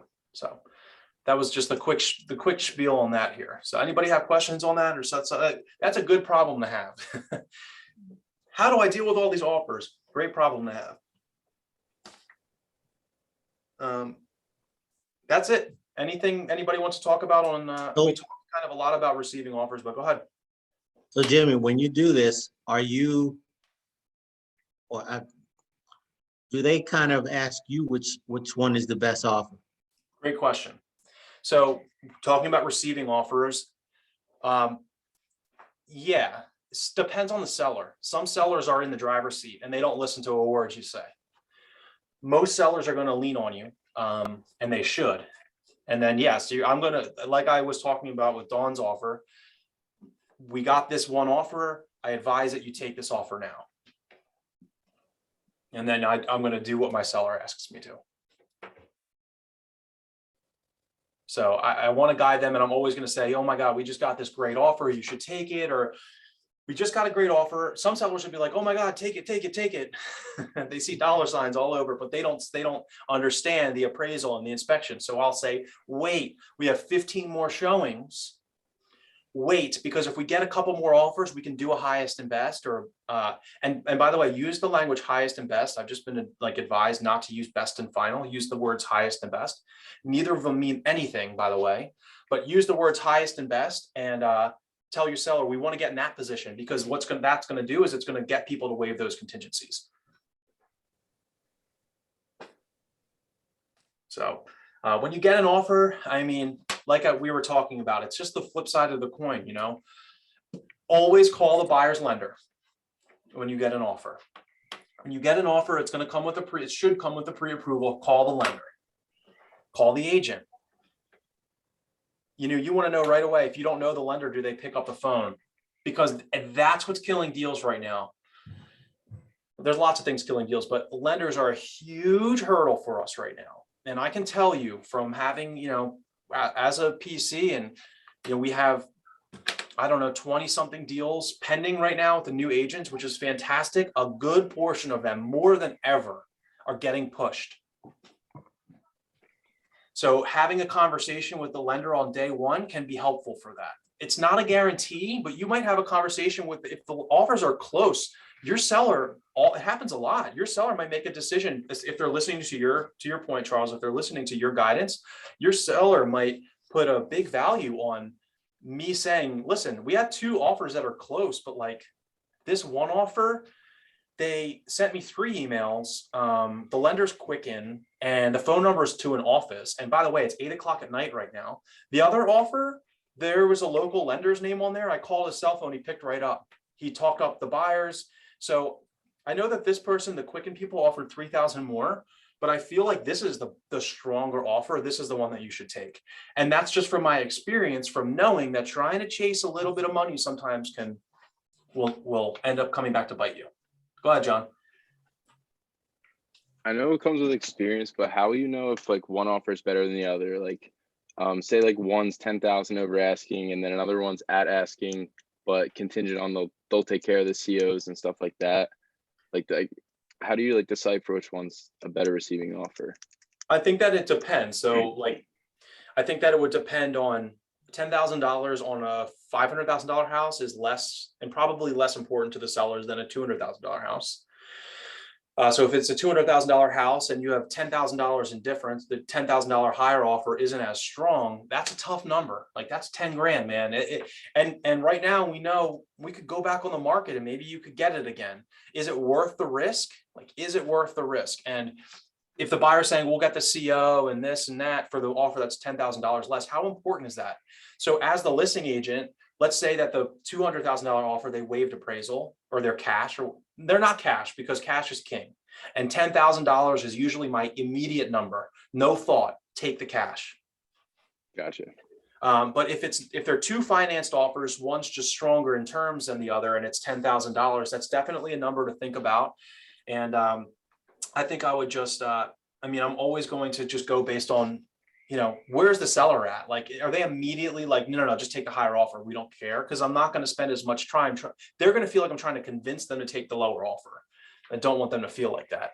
But I will tell them, you know, in my experience, I see that this is a stronger offer with a better lender. I feel like this is probably the more appropriate one to go for. Especially in your town, you live in Willingboro, the CO is really hard to get here. It's annoying. And we're going to have to, they require permits for ceiling fans. Did you get a permit for that ceiling fan? And they're just like, we don't want to deal with it. For that seller, it might make more sense to take the $10,000 lower offer who's going to take it off their plate. Yeah. And you also want to like know what's important to your seller. Because like my seller had 3 cash offers and one was at list price. The guy kept coming back. He was kind of annoying. But from the beginning, she said, I don't want my house to be like rented out. I don't want it to go to an investor that's going to rip it down. I want it to go to a family. And she was willing to take less money because she wanted her family home to go to a family. So what your seller wants is part of the picture too. And, Yeah, and it so does many happen. Go ahead, Robbie. Yeah. I'm sorry, I didn't mean to cut somebody off. Hey, thank you. So I have a question. So usually the cash offer is always better because there is no lender involved and there is no appraisal, and a seller can always avoid any contingencies. Those are the only reasons, right? Or is there any other reason? What? Just in my experience, a cash offer that's going to have a home inspection does not nitpick in the way that a FHA 3.5% buyer is going to nitpick during a home inspection. Somebody who has that much cash is obviously in a better financial position where they can afford or maybe understand like $1,000 repair or something like that. The financing portion is a big, it's obviously a very big part in the deal. And like I said, there's no way for the seller to kind of get around that. If the buyer wants out and the lender denies the mortgage, they're out. It's just a big risk. $10,000 is that threat. In my opinion, that's the threshold. Some agents will tell you way more than that. Some agents just have bad taste in their mouth because they had one deal that went south within the finance, but somebody else raised their hand and then lowered it. Surrender. Yeah. Can you refresh my memory? What's the step with the CO again? Like, when are we getting that? Yeah, absolutely. Absolutely. So the CO, so I would say, read your contract. There's no, so the contract says under the CO contingency in there, there's no timeline for it. So basically you just need to have it before settlement. I wish I had it sitting here. I make the seller get the CO. I advise it. No, I make them get it. I make the seller get the CO. I'm not filling the application. I don't want my name on it. Seller applies for it. So I advise them that they should apply for that as soon as we're out of attorney review. If the deal is closing within 30 days. If we have more time, then I'll wait till we get out of inspections and or appraisal. But 30 days, if we have a 30-day close, as soon as we're out of attorney review, we're down to like 26 days, 25 days sometimes, apply for it right away. You don't want the deal to be held up for that because you're going to, that's the last thing you want it held up for, and it will hold you up. So apply for it early. Robbie, it didn't, I felt like I Since you said, yeah, go ahead. Sorry, my hand wasn't raised, but I did have a question. Yeah. Who's asking? So you said you would always have the sellers do it. So if you're the selling agent, would you have the CO started before you even, I don't know, start marketing the house? Or if you're the listing agent, after, would you have the CO done before you go on the market? not on the market, not before you go on the market, but like kind of get that. Yeah. No, wait till you have a buyer. Yeah. Okay. Yeah. You're never going to close that fast. You're never going to close. A CO inspection could be $300 and they don't last forever. They'll want to come back out and do it again. Some townships ask you for the buyer's name. So for those reasons, it's better to wait until you're under contract. Gotcha. Yeah. Hey, I have a question. Two questions. One is that, so if though someone is offering a cash, they can always request for an appraisal, right? Great question. They can. Okay.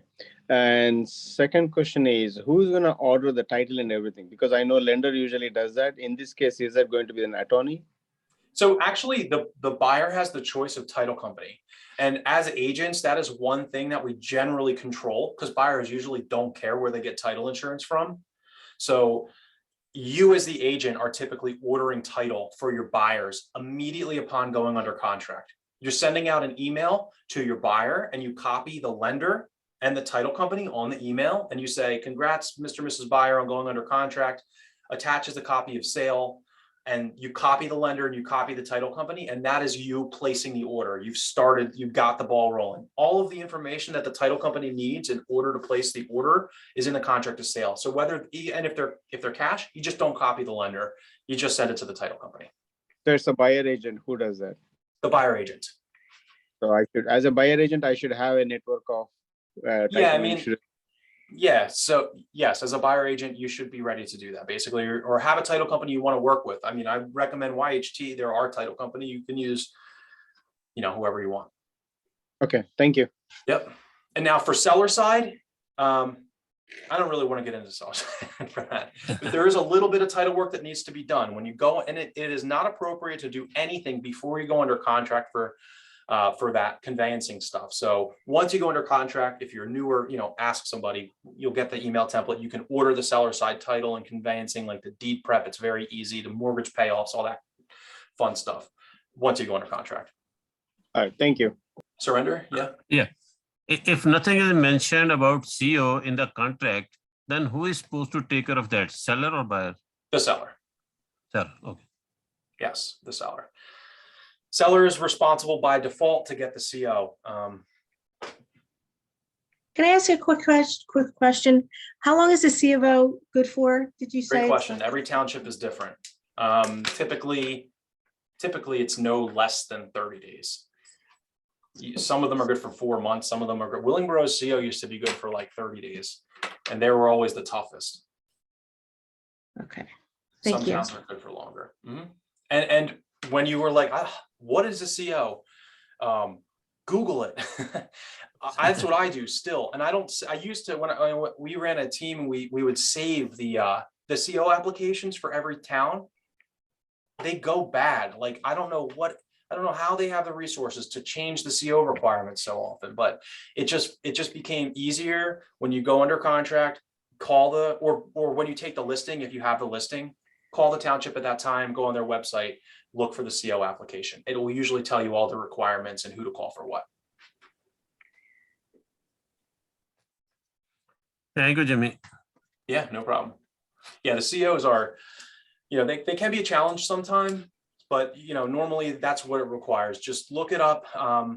Anybody will help you with it. And one thing though, just a little quick tip. If you are struggling with a CO or with an HOA, if you can't seem to get the information you need and you're like ready to pull your hair out, we've all been there.